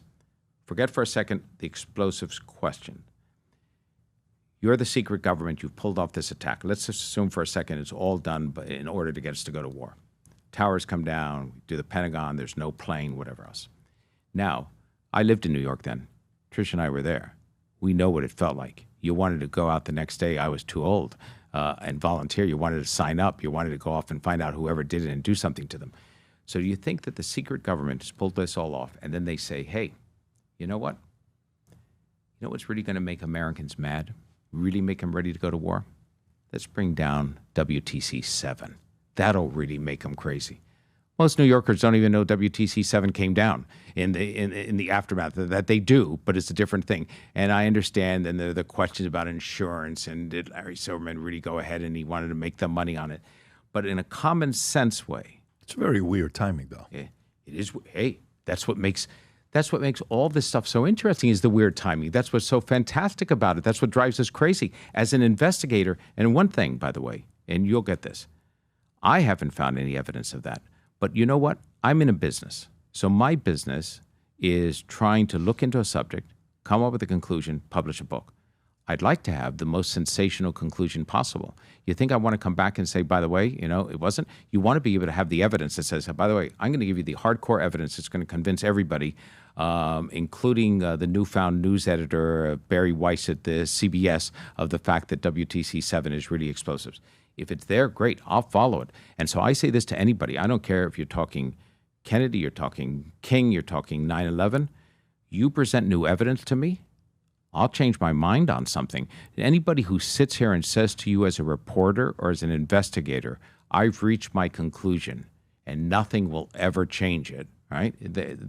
Nothing will ever change it for you. Then they're in an echo chamber. Something's wrong. You have to be willing to look at new evidence. And so I always say to people, now sometimes I get people sending me a lot of stuff. Some of it's recycled, some of it's good, some's not. I live in fear. Oh, my wife will tell you this. I live in fear that of all the stuff that comes over the transom, that in there is a real Watergate 9/11 type story before the fact, and I'm missing it in the flood of other information, and I'm not going to find it. They're going to go on to somebody else, that there's a whistleblower in there that's providing the real goods. But you're always looking for the new information. Yeah, I mean, this guy, July of 2001, 6 weeks before the 9/11 attack, Larry Silverstein signed a 99-year lease for the entire World Trade Center complex from Port Authority, New York to Jersey. The deal was a $3.2 billion deal. As part of the lease, Silverstein was required to insure the property, and he immediately began negotiating insurance coverage with multiple carriers. He obtained a $3.55 billion insurance coverage for the World Trade Center. And then, obviously important, the policy covered acts of terrorism. And the coverage was spread amongst about 24 insurers, including Travelers, Allianz, Swiss Re, and others. And we all know the money, He argued that the two-plane impact constituted two separate terrorist attacks, meaning he should collect double the policy amount. And he got $7 billion. That is some weird stuff, dude. No. I agree with you. And you know what's amazing about that? Because you know insurance. You do annuities, life insurance. It's different, but I get it. But hold on. And the companies you started. Terrorism is always excluded. It's the one item, acts of God and terrorism. They're never... So think about it. Now you add it here? No. And this, let me tell you, Every insurance company that is in existence today looks back at that and makes sure that whoever that was, whoever put that into, what I want to know is this. So the way I would go about it, if you said to me, hey, I'm going to give you 6 months. I know that seems like a long time. Nowadays we live in a 24th cycle and people want it tomorrow morning. But it's slow to do this type of work. But if you said to me to give me 6 months, what I would do is I would go back to the insurance underwriter. And then I'd find out if in their policies that they were writing, in those 7 companies that were doing it, was it typical to have terrorism included in the policy? If it wasn't typical, if it was atypical, then I want to know the people that the company that inserted that in. And then I want to know post the fall of WTC 7 where that person is. Did they leave the company and they're living on an island? Here's the difference. It's 24 insurance companies that he was able to eventually negotiate. You know what the payout was? $4.55 billion is what he got. More than the value of the building. A little bit weird. More than the value of the building. I mean, that's just of course, more than the value of the building. So you hear a story like this and you're like, you know what? I don't know. And then, I've had so many different people. I had one of our guys, Brandon, who loves this lady. What's her name? Judy Wood. Am I saying it correctly? Yes, where sir. she was maybe talking about it was magnetic, electromagnetic, what does she call it? Dustification. Dustification is the phrase she uses, right? And then we had another person that came in that broke down, and he was part of an organization, is it Gage? Yes, sir. Richard Gage, that he talked about the explosives and what they did. He was the original founder of the Architects and Engineers for 9/11 Truth. Just way too many things to get the average person to, you don't even need to be an investigative journalist to say it's kind of weird. Okay, so let me ask you something, though. Yeah. And it's just, Sure. and without having gone and spent the time on just that building, if you're the insurance companies going to do the payout, you come to a settlement, he wants double, you come to 4.5, 4.7, that's the deal. You're not just in the business of giving away money, right? You think you might have a team that's going to look into whether, in fact, there was something that brought it down other than just the debris from the WTC that weakened the structure. So you've got every incentive. You know how they find, if you have an exclusion, a life insurance policy that, suicide knocks you out, insurance companies spend a fair amount of time to try to find out whether that happened. It's a whole department of people that do that. I've had multiple insurance policies that didn't pay out because they ended up finding out that the guy didn't pee, and it wasn't his pee, or he lied about certain drugs, or he lied about certain things. So yes, that does happen. So I would love to know, another thing that I would be doing is I'd be looking at those departments and those insurance companies that would look for outs and find out what investigation did you do. I want to see the internal investigation. Show me what you did. Was it just BS? Was there a reason? The only reason that they would run it through without doing that type of investigation to find if there was an out is if somehow they were getting a big kickback. But there's too many of them. If it was 1 or 2 companies, so I'm always looking at follow the money, right? Okay, so let's say Silverstein wants the big payout. He's done whatever he has to do to bring the building down. Now, the insurance companies are going to give it to him and say, by the way, good going, sorry, see you later. No, they're going to do some investigation. The only reason they're going to soft pedal that is if somehow there's some money under the table, I would think. If you're getting paid $4.55 billion, there's a lot of things that could be under the table. Like, you could give away $50 million, and you're still walking away with $4.55 right. And so often, but there's often a trail. So, right? Has anyone ever investigated that deeply? No. So, I don't know if insurance will allow you to go that deeply because there's a certain level of privacy between the client and the insurance company. So one of the obstacles is, this is when I wish I was a hacker sometimes. Not often, I don't really mean that. I wish that I could see those types of accounts and get into them because you can't get them officially. You can't see them, and the insurance companies won't give it to you. You can't get in. The government hasn't done that type of investigation, hasn't looked into it, hasn't done a probe. Look, I mean, I hate to throw in like another grenade, but on a separate matter, I spent a few months last year looking into Epstein, and is he murdered? Is he not murdered? Is he murdered? Is he not murdered? There are a few people in the prison who work there, who still work there. I won't say names because they've never been charged with anything. Without coming to a conclusion on Epstein's death, I'd love to know what their bank accounts look like. I'd love to know what their family bank accounts look like to see if there was a bump up. I would love to know if people were paid not to do something that night, to not be near a place where they could see or hear anything going on. If they were paid to then be on their phones, let's say, and pretend they were shopping or whatever else. but you can't get access to that. You can't get access to it in a legal way. And you get blocked every way to Sunday from the government's perspective. Yeah, there was a 3-minute recording that they had that originally Pam Bondi said it's a normal thing that the camera triggers it every night at midnight. And they're like, wait, what are you talking about? And then later on, they dropped the 3 minutes. And you're like, there's somebody walking in the background. You just created too many questions to be asked. So what is your impression of what happened with Epstein? Was he a blackmailer? Was he tied to Mossad? Was he tied to CIA? Was he an asset? What is your impression? Okay, so I think, and I'll give you something here that I haven't said publicly, although you may, because I only have it as one source so far. So I can't print it yet because it's not two source. I think that Epstein enmeshed himself in moving money around for some intelligence groups, some, not just one. And he thought that gave him an immunity card, a get-out-jail card. They used him off-shelf sometimes. They can do it on their own. But he had easy access. He had offshore. He had real money. He was able to do it. They occasionally used him for that. I also believe that in all the talk that is currently on, release the Epstein file, let's see what's going on about Mossad, they're looking at the wrong government, for one thing. I have a very good source. I'm waiting for the second source. I get nothing but denials. That a full copy of what the Epstein did at his townhouse in New York was available to British intelligence. And the reason for that is they either hacked into the security firm that was providing the camera feed for the townhouse. They didn't get it from him officially because they wanted to know with Prince Andrew what was going on. They wanted to make sure that nothing was happening that was going to come up as an embarrassment to the royal family. And when Andrew rekindled his friendship with Epstein and went back to the house, somebody in the British government said, we've just got to keep an eye on it. We don't have to do anything. And that hack allowed them to see what was happening in that townhouse where Andrew would often go. I don't know if they still have it, but there was a point at which I'm convinced, from what I understand, that British intelligence had a full copy of everything that was going on in that house. They may have well trashed it since then. And all the talk that I've seen about, people love to talk about Mossad and what about this and that, nobody's ever looked over at the Brits.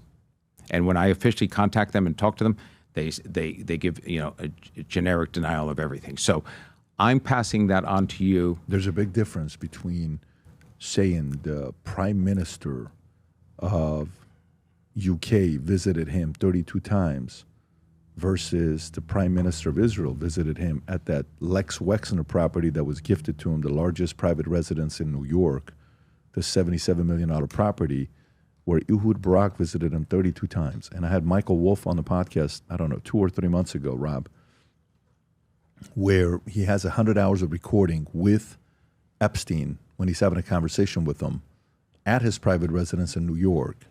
And he says, in some cases, Ehud Barak was there, Bill Gates would show up. And I said, was there ever a picture of Bill Clinton on the wall? He said, there was a picture of Bill Clinton on the wall, dressed a picture in a dress, the blue dress, the famous painting that we've seen.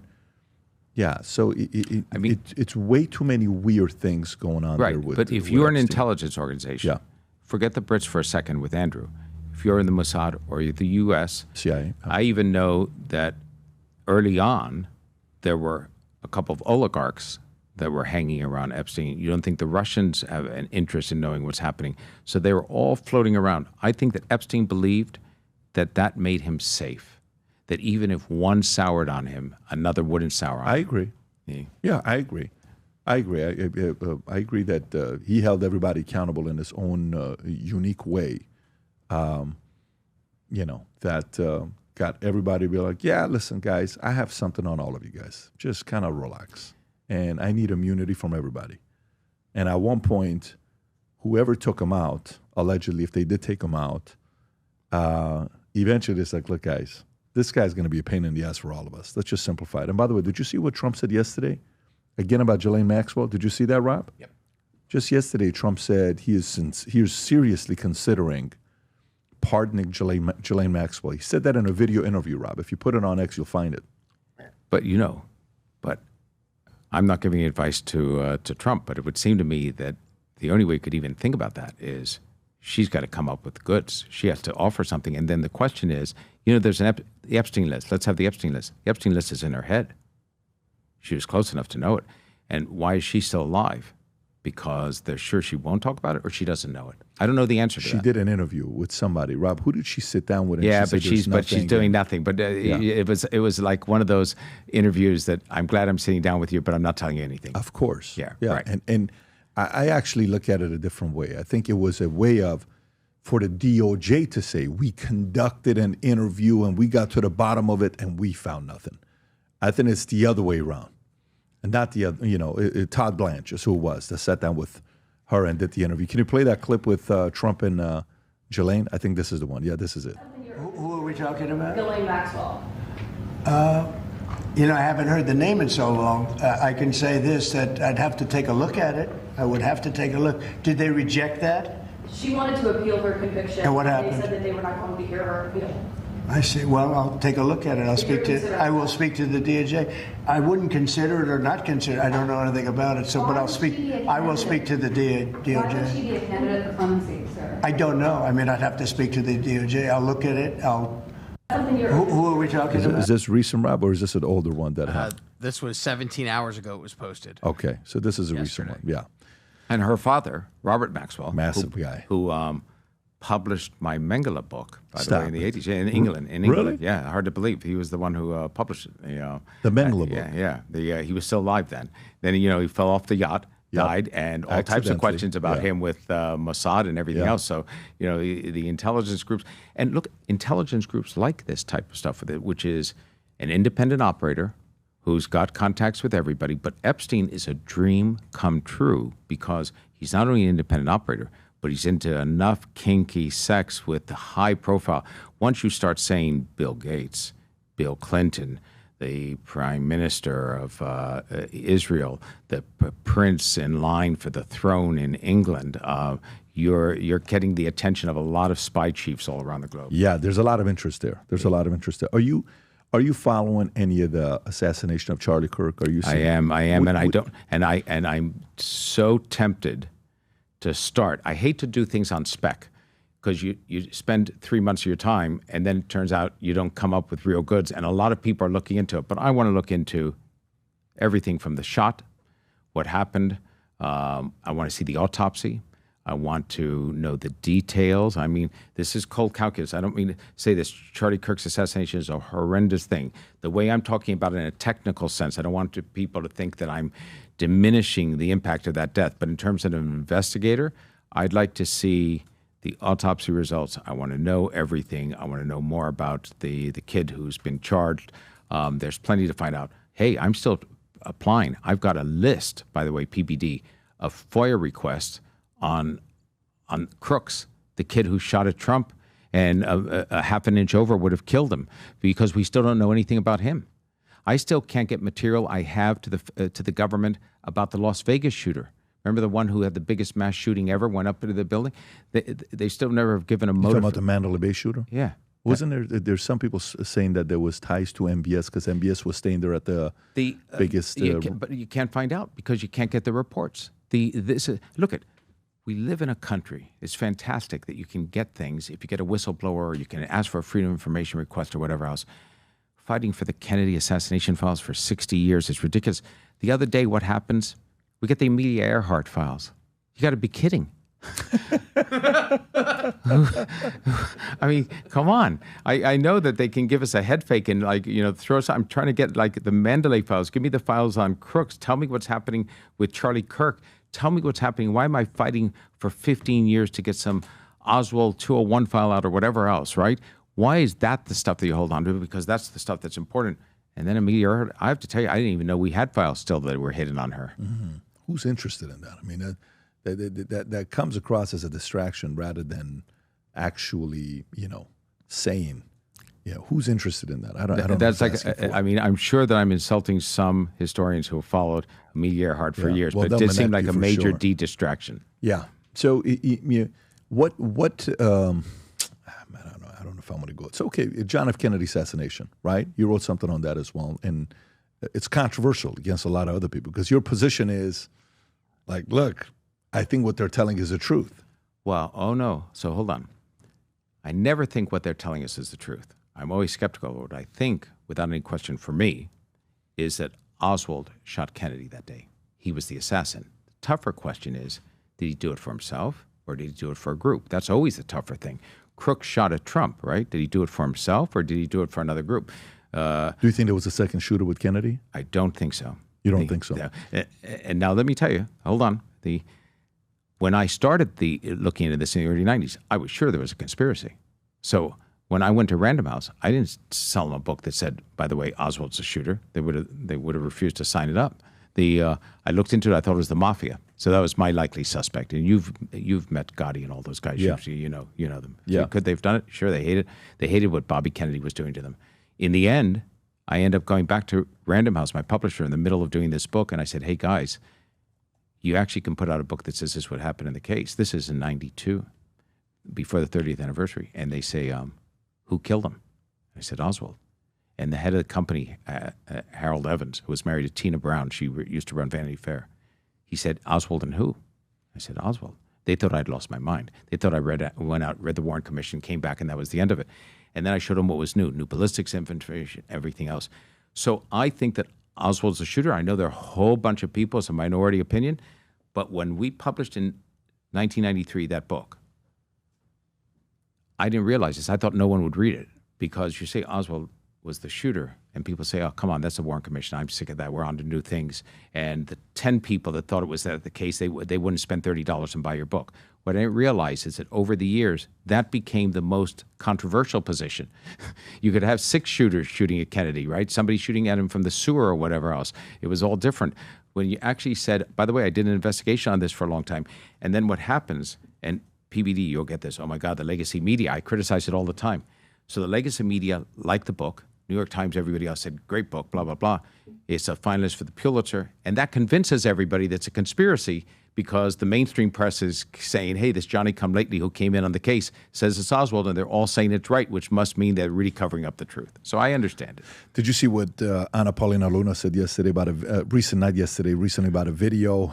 They have that Lee Harvey Oswald was near the vehicle. Have you heard this? Yeah, I have heard that. And as a matter of fact, it's an old film that she has it out. I've written about it before. As a matter of fact, what happens on the Kennedy assassination, and you'll get this completely, stuff gets recycled as news, even as an oversight committee, because people don't know that it's been out before. I understand that. And then somebody gives them a piece of information, they get it out. She's to be credited. She is pushing the government. So I disagree with her that there's a second shooter, but I love the fact that she is pushing for the files to get out. She's doing the right thing in terms of the oversight. Go for it.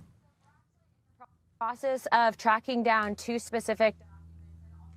Robert's would like to actually tell the American people, it was made aware to me this evening that NBC actually has a video that's never been seen before. We're actually going to be sending a letter requesting that from NBC because it allegedly shows Oswald near the vehicle when the assassination took place, which means that he couldn't have been the shooter. So again, we're tracking down all this information. But look, there's even a CIA document that came out that Mr. Morley pointed out that actually said that the CIA never bought the lone gunman theory. And so I think the American people had an inclination as to what we were saying, but we never had the hard evidence until now. And so it's important to note that in a free and fair society, how could you operate or have an agency operating in the shadows? And so kudos to President Trump, also Director Radcliffe and Tulsi Gabbard for pushing for this transparency. It is going to be generational changing that they've done this, and we hope to bring forward legislation to ensure that this never happens. You think this is a generational changing video that's going to be released? Or no, you've as seen a this matter video? as a matter of fact, on my Twitter feed, I have a thing that went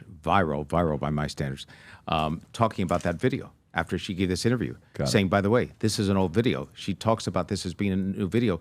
This video has been out for years, and as a matter of fact, has been debunked.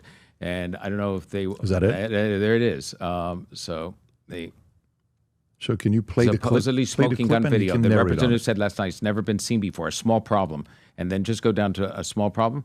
It's not a new video. It's... It's available for anyone to watch the 6th floor, and it takes place 30 seconds after the assassination. 30 seconds after the assassination. Play the clip, Rob.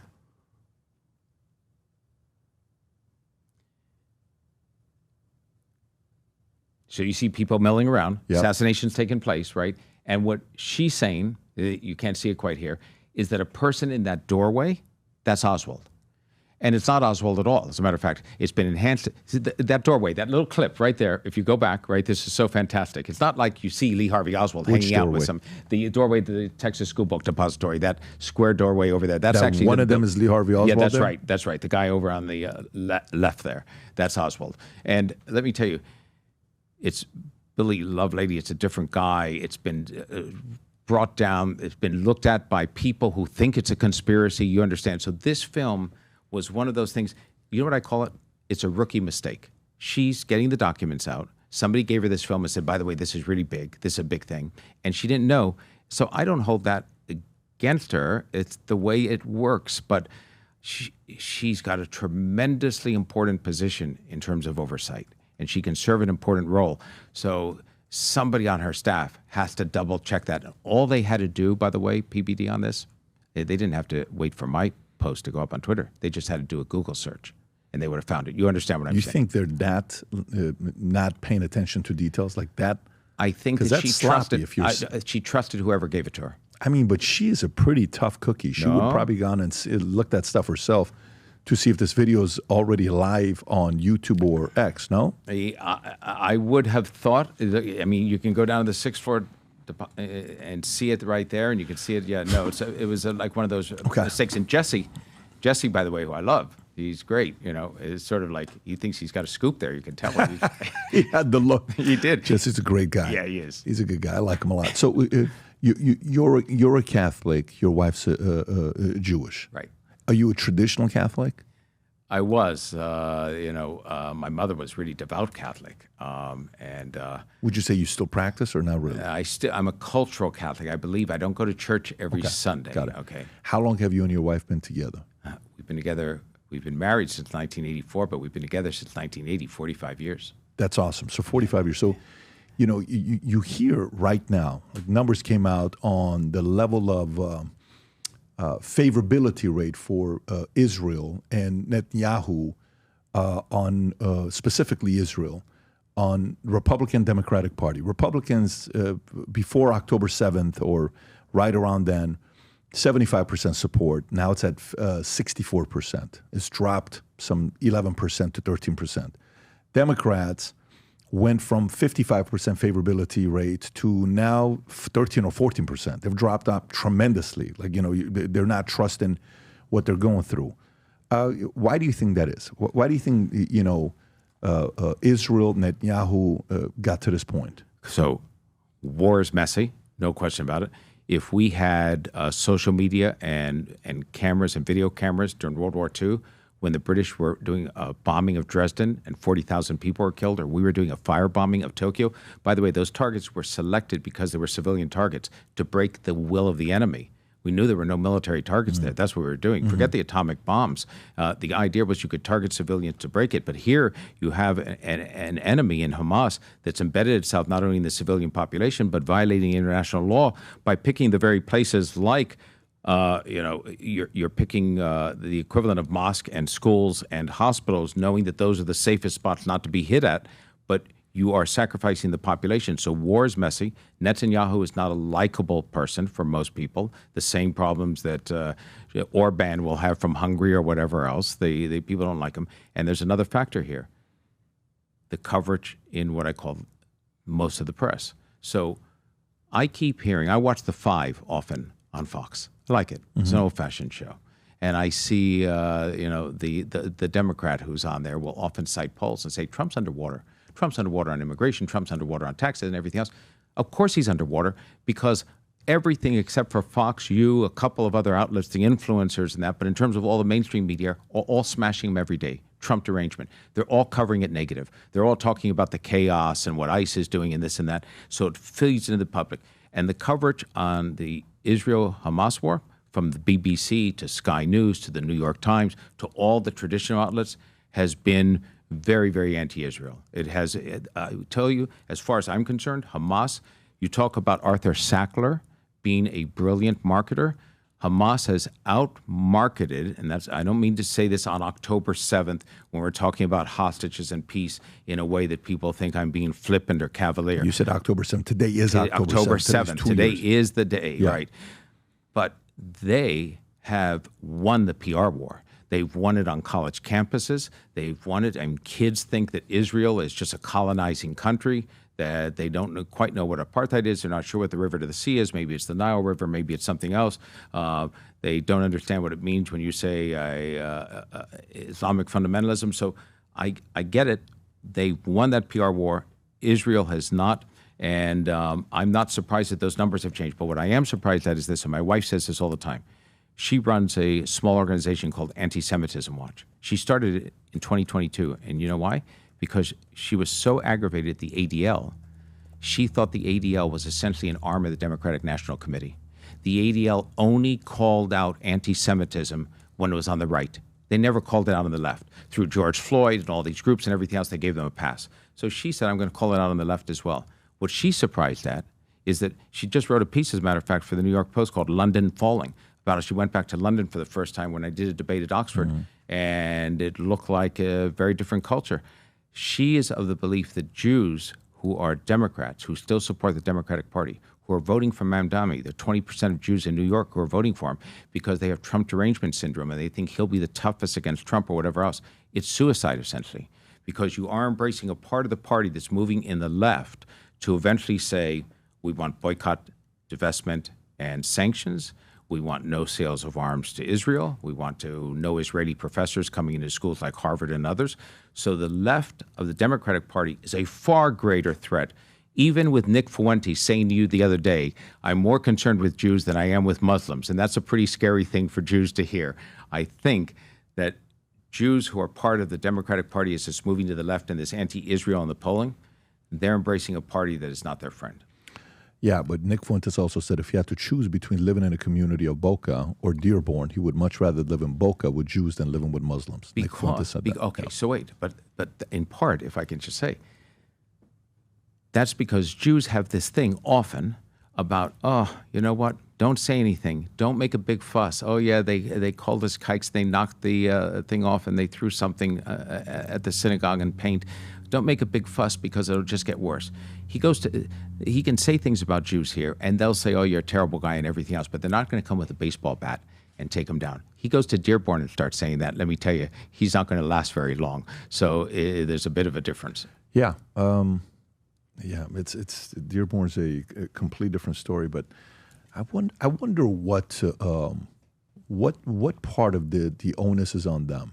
You know, what part of the onus is on Netanyahu? What part of the onus is on the way this has been handled? What part of the onus is on the questions that are commonly asked of how they could have done things differently? Because, listen, you can talk to guys who never cared about this, and they are now like, oh, my God, Israel's behind it. Let me tell you, Charlie Kirk, Israel's behind. Let me tell you, Israel's behind. Let me tell you. And this is becoming pretty bad. You know, where, you know, it's in my lifetime in America, I've never seen it being this bad. I agree with you. Yeah. Let me tell you. Marjorie Taylor Greene sort of thinks it's Israel's war. We're fighting Israel's war. That's it. It reminds me a little bit, by the way, in the late 1930s of the feeling in America that we don't want to fight Europe's war. Remember, there's a big movement. Roosevelt hadn't gotten, that's the question, did Roosevelt allow Pearl Harbor to be attacked? Because there were a lot of Americans who said, by the way, that doesn't affect us. Germans aren't going to be on the shores over here. We're not going to be fighting them. So we don't want to fight Europe's war. Now we're fighting Israel's war. The question you have to ask yourself, which I think is a legitimate one, for me I did a book on the Saudi Arabia, Secrets of the Kingdom. I did a book on 9/11. And I do understand that there is a form, it's a minority, and it was called Al-Qaeda for a while, and then it was called ISIS for a while. Hamas is a small splinter group inherited this idea of a religious fundamentalism. You want to call it a death cult or whatever else, but it is an idea of spreading Islamic fundamentalism at its core. The question is, if you have that, is Israel fighting a war? It's fighting a war for its own purposes. Every country puts itself first. Clearly, there's no question about that. But are they fighting a war that benefits the United States at all?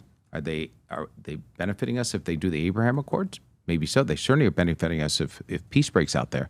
But the real question was Iran for a long time. And you, having been born in Iran, I know you're not only part Iranian, Syrian. You've seen that country under the mullahs from the return of the Ayatollah become one of the great societies in the Middle East, become terrible. Horrible. Horrible. From 79 till today. It's been horrible. But Charlie, when he wrote that letter to Netanyahu, he also said, you have a hard time with telling the story of what's going on. And, the texts are being shared by Candace, the fact that, he was wanting to invite Candace and Tucker to the events, and he was getting criticized for it. So, well, you can't do all this. And he lost like one of the, what do you call it? And by the way, it happens. I remember when I was there when I was at Mar-a-Lago, and Charlie raised $41 million, give or take. And there was a couple, this is where Republicans were second-guessing Trump, and they were going towards DeSantis. And one lady gets up, and she says something like, how do you feel about DeSantis? People want to make sure you're not just only Trump. What if DeSantis is a better candidate? And somebody made a comment. I think some lady made a comment saying, I know some of you guys are worried, but Charlie is what's great. Charlie is about what's great for America, not just one candidate.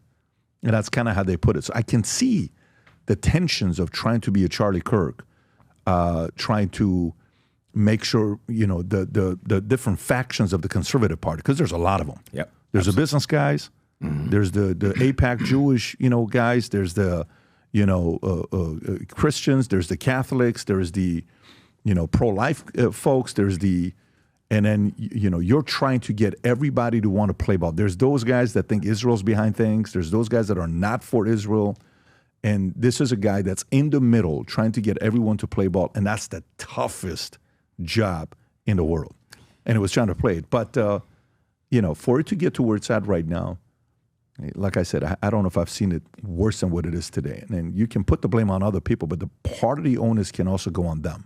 Well, part of this is, you remember when they went after Hezbollah with the pagers, and then the 5,000 pagers, and they hit in Iran, they knocked out that one. Yep. What that confirmed to me is that the Mossad and their intelligence work, they were focusing on Hezbollah and Iran. Hezbollah and Iran. That's what they thought the threats were. Yeah. And they fell asleep, just like I did that book, Why America Slept, Why Israel Slept. They fell asleep on the back door because they never thought Hamas would pull off an actual attack like that. And they even ignored some of the intelligence that came in from field people that thought it was like that. So they clearly, it was a major screw up, completely. And that is going to come, look at Netanyahu's time in office is limited. Churchill left after World War II. I get that, and he will be leaving. And then there will be full investigations. Forget about the financial stuff. There will be full investigations into how did this happen? How was the war prosecuted? What really went on? But it seems to me that it has created this situation in which you have, and Mike Huckabee, how about him as the ambassador over there? Because he has that religious basis, right, as a fundamentalist Christian, to think that Israel has to be in the possession of Jews before the Messiah can come back. It's an unusual thing. So you don't want to lose Israel because that just puts the Messiah coming back for a longer period of time. Yeah. Well, we'll see what's going to happen. I think right now there's a Hamas back and forth going on, and they almost put a 20-point offer on Hamas that they are not able to say yes to all of it. So it's almost cornering Hamas to be able to do what they want to do. Go ahead. But you say that, but to me, it seems like there's such an out here for Hamas. So easy for me to say, okay. But they think their only leverage is the hostages. So it's tough for them to give up all the hostages and the dead bodies. Then they think they get wiped out. But if they did that, then the next step, of course, is demilitarizing. That's a harder step. But then there's this interim government put up, which is really Tony Blair and all these people coming in. Yeah, Trump's at the head of it. But guess what? No denazification period. What I mean by that is after World War II, we, the Americans, took over Germany together with the Brits. We administered it for 4 years. We did the same thing in Japan. We had a denazification program in which all the Nazis went through, and we said, you're bad guys. Look what you did. You killed all these people. Be better. And then we put them back in the government. With Hamas, there's not going to be any of that. There's no de-radicalization period. So some of the people who are now Hamas will be able to work their ways back in. There is administrators. There are people who know how to do things. They will work their way back into this governing body. So when Israel has a red line that says, by the way, no Hamas, they won't be Hamas, if that makes sense. But they aren't going away. They aren't leaving forever on vacation. There's a way. There's no de-radicalization period. I see a way which is going to be very difficult to keep some of the members of Hamas, especially the political wing, away from being part of that administrative group that's running the new government. It's going to be a tough task. It's going to be a tough task for them to do, and you have to realize I lived with the Hezbollahs in Iran. Stories of me and my mother and my sister walking in the street, a little bit of hair is shown by mom, and then they show up out of nowhere, and my uncle has to show up, and we witness this kind of stuff in Iran all the time. So there is no negotiating with these unreasonable people. Right. They don't agree with the Western way of living whatsoever. It's a completely different way of living. And so, and one sidelight, and then I'll get off of this, but I mean, the things that have driven me so crazy for years. I'm watching in England, for instance, these massive demonstrations in which they're actually telling Jews to get out of England, whatever else. Meanwhile, England's arresting 30 people a day for online posts that they don't like because somebody's done a Facebook post. They sent a woman, Lucy Conley, to jail for 2 years for sending out a post that they thought was incendiary about a British person who was attacked by a migrant. They're enforcing all these speech laws. But on the street, you can say whatever you want if it happens to be about Jews. And I've seen it time and again. I see people getting out there on college campuses here at Harvard, at our best places, saying rape is resistance. I'm thinking, you got to be kidding. You had the Me Too movement. You were fighting for women across the thing. Now you think rape is resistance? I see Queers for Palestine, idiots who actually have a sign with the pride flag saying Queers for Palestine. That's like saying, and I'm not the guy who invented this, but I see it online, chickens for KFC. It's true. Why don't you go to the Middle East and find out what Hamas thinks about you when you're a transgender? So there's been the Kool-Aid has been drunk, like George Floyd. In the aftermath of George Floyd, all those things, people were fired for saying Blue Lives Matter. They were fired for saying White Lives Matter. Remember that? There was a period at which you couldn't cross that line. And here it seems to me that this is the new, it's sort of caught on in a contagion. It's disappointing to see the extent to which that has happened. Have you ever studied the conflict between traditional Catholics and Jews? Yeah, absolutely. Why is that such a big issue? Why do traditional Catholics and Jews have issues? What is the history behind it? Christ killer. I mean, think about that. Until I was raised, when I was an altar boy, I'm old enough to remember, I was doing the Latin Mass. We talked about the perfidious Jews. There were things that, we always understood as far as we were concerned. It wasn't really the Romans, right? It was the Pharisees. The Jews must have given them over. That idea, you think you come from the same thing. I think often, okay, Trisha's Jewish. She just doesn't think this guy Jesus is the Messiah. She thinks he's a prophet. I think he's the Messiah. And so we have a difference of opinion. But it's much more than that. You get down to Catholicism, and you really think these are the people who rejected Jesus. They're the ones who said, no, we don't think he's the Messiah. They're the ones who killed him. And then over time, what happens? You know this, PBD. They don't have a country. So they are scattered all around different countries. They get put into ghettos, and the Roman ghetto and everything else. They're allowed to do things that others aren't. So the Catholic Church wouldn't allow financial managers, to the extent they existed, to loan money at interest, same as Islam. Jews were allowed to do it. They were the money changers. When the Normans conquered England in 1066, there were no Jews in England. They brought Jews in to do what? To collect taxes and to collect fees.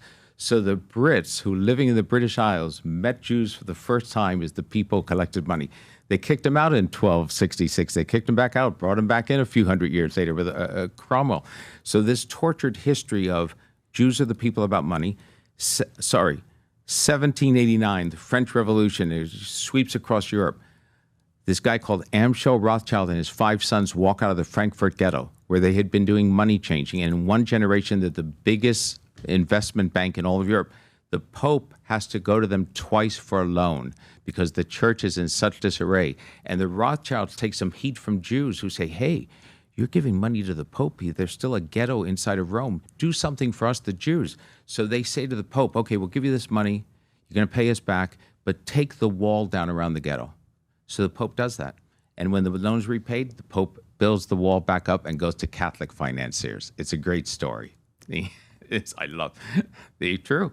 But it gives that, it fills the trope, Jews and money, they must be controlling, right, the world. It's a secret cabal. And because they don't have a country until 1948, again, in terms of Israel, they're scattered all over the world. So it's this international cabal. And then you get the Russians doing this forgery called Protocols of Zion around 1900, which is very clever. That's actually a fictional book, but is taken to be real, which is that a group of Jews are sitting down around the table and talking about how to control everybody. What is the argument given from both sides? How do Catholics tell the story? How do Jews tell the story?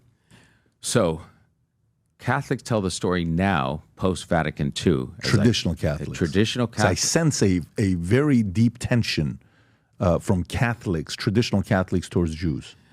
I think that is still the case, and it hasn't been changed. And I think that Jews, for the most part, try to ignore that and focus only on what I call the more liberal Catholics post-Vatican II, the more accepting version of what Catholicism is. Because let me tell you something, in World War II, at a time when Hitler is finding that they've got the race laws and they're kicking Jews out of jobs and they're deporting them and everything else, La Cattolica Civita is this Jesuit journal. It's an official brand of the Vatican, was publishing stuff about Jews that would set your hair on fire about how they are Satan's worship. They are the spawn of Satan. They are the old traditional Catholic view was that Jews and Protestants were bad enough, but Jews were the worst of all. And then what is Jews' argument of that towards traditional Catholics? There isn't really the counter argument because what can they? The only thing Jews say is we don't believe he's the Messiah. Yeah, that's right. We don't believe that he's the Messiah. And you're not a Jew yourself. You consider yourself still a Catholic. Right, but this is so interesting. So hold on. I did a thing with Ben Shapiro recently. I did a podcast, not to mention. And he asked me, hey, what about all these stories that the Mossad killed Kennedy? So I spent 10 minutes telling him why I didn't think that was the case, even including the fact that they had a security meeting when the foreign minister at the time was Golda Meir, and she's trying to figure out who is killing Kennedy in that.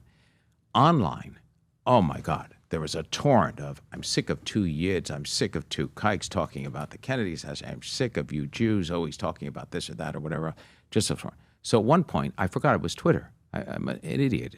So I said to one person, I'm not Jewish, I'm Catholic. And so they go to my Wikipedia and they see my father was Jewish. He was non-practicing Jew. My mother was the devout religious person who brought me up. And they said, oh, you're the worst type of Jew. You're the type of Jew who pretends not to be a Jew, so you can sneak into all of the organizations and groups that Jews aren't allowed into because you can pretend to be a Catholic, but you're really a Jew in your DNA in every way. And I thought, you know what? How did I answer that one? So I very much think of myself as a Catholic, but just not a Catholic who's collecting communion every Sunday. Well, by the way, what's a good book to read on the feud between traditional Catholics and Jews? Is there a book to read on that topic? There is. Maybe you should do a book on that. I actually think it would be an interesting one.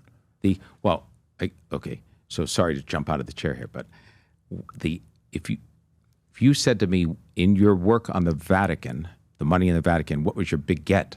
It turned out to be World War II because the Vatican, not surprisingly, was investing in the Nazis and Mussolini's country at the same time they're investing in America and Britain.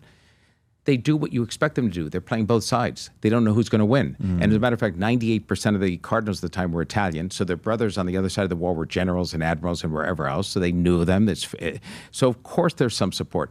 They formed the Vatican Bank, which is like a cross between Goldman Sachs and the Federal Reserve, in the middle of the war, 1942, because Roosevelt is looking for neutral countries doing business with the enemy. So the Vatican says we can go off the grid if we have our own bank. So they form the Vatican Bank. They drop off the grid. They invest in both sides, and they invest in life insurance policies. You're going to love this, of Generali and Allianz. And Generali, an Italian company, had more life insurance policies of Jews in Eastern Europe than anybody else. They had targeted them and signed them up. And when those Jews went to the death camps, Generali took the cash value of the policies off, and their profits went through the roof. So the Vatican had these big outsized profits. At the end of the war, the Vatican said, not us. We didn't invest in the enemy. We only invested in the United States and Britain. We were smart enough to know who the winners were from 1939, and everybody forgot about it. Now, who's been trying to prove that over time? The World Jewish Congress and others. So if you're a traditional Catholic, you say, see, look at those Jews. They keep coming after the church. They attack Pius XII, who is this great pope, and they say he didn't do enough during the Holocaust. They're trying to get us to pay reparations all these years later. It just adds fuel to the fire. Well, Rob, can you pull up the story about Rothschild tearing down the wall, Catholic Church, and rebuilding it, and then send that over to me? I'd be. It's in my book, and I'll give it to you later. You'll like it. It's a good one. Is it in the Catholic book? Yeah, the Vatican God's Banker. book? Yeah, God's Bankers. And as a matter of fact, there were Catholic financiers who were insulted. Think in the 1800s and by the way, Church had an empire, papal states. You know, it wasn't a postage piece land. They had a court of 800 hangers-on, as big as the French court. It was a big thing. There, you know, the King of Naples, everybody else used to come to pay homage to the Pope. He was a territorial landowner. And the great thing about the Catholic Church, which I like so much, when I was raised in it, I knew nuns, Sisters of Charity, and then Jesuits. I thought of it just as a religion, but it's the only religion that also has a country. So the same priest, all men, who are making decisions on faith, then put on a different hat in their Secretary of State, or they're making decisions on policy or whatever else. So they're running a country at the same time, you know, and before they lost the papal states, it was a real empire. Yeah. I mean, so you're not an active Catholic, because if you are, you would be attending Mass. A traditional Catholic may criticize you and say, come on, you're not a traditional Catholic. That's right. You don't attend Mass. That's right. And a traditional Catholic would say that I must not be a real Catholic because my father was a Jew. Now, my mother, who was a devout Catholic, she married my father, never took communion again because you're not allowed. It's a marriage outside of the faith. It was considered bad. She went to church. She would say her novenas. She would pray for us and all of this. But she never again took communion. It was her own self-enforced thing. I grew up at a time when you couldn't eat meat on Friday. Bad for the meat industry. Well, I'm definitely eating meat on Friday. You know, for me, it's if I don't eat meat, I just feel like I'm not me. I have to eat. I had some bison last night with the most medium rare bison and some beef carpaccio, and it was delicious. But Gerald, I've really enjoyed it. I'm glad we did this because you and I were going back and forth on Twitter about doing this in December. And then we said, why don't we try to figure out a way to do it sooner? And if the audience is watching, I don't know which book you're going to want to buy. I can tell you, I like this one, okay? Pharma, especially with everything that's going on today. But you can read a lot of different things that Gerald's written. We're going to put the link below. And Gerald is officially on Connect. I think people are going to ask you a lot of questions. A lot of questions. Some agree with, some not agree with. But this is a way for you to also stay close to the audience. And some whistleblowers may even reach out to you on Connect that maybe they're not comfortable reaching out publicly. Oh, I get it. Look, on Connect, you can ask me about pharma. And you can ask me about JFK. You can ask me about 9/11. You can ask me about the Epstein files. You can ask me about Charlie Kirk's assassination, although I have a little bit more work to do on that. And I'll get back to you. I'll answer them. It's been a pleasure having you on. Really enjoyed it. Thank you so much. Thank you very much. Take care, everybody. Bye-bye, bye-bye. Hi, I'm Gerald Posner. I'm an investigative reporter. I've written 13 books about everything from chasing Nazi war criminals to the heroin trade to 9/11 to Saudis to fundamentalists and to the drug industry and to money inside the Vatican. You can ask me just about everything on Connect. Reach out to me and talk to me about 9/11. Find out what's happening in terms of the Epstein files. If you want to find out what's happened in the recent Trump assassination attempt by crooks, I'm looking into that as well. I've got a whole series of things, including the transgender industry on children, that are on my hot list. So send me some questions.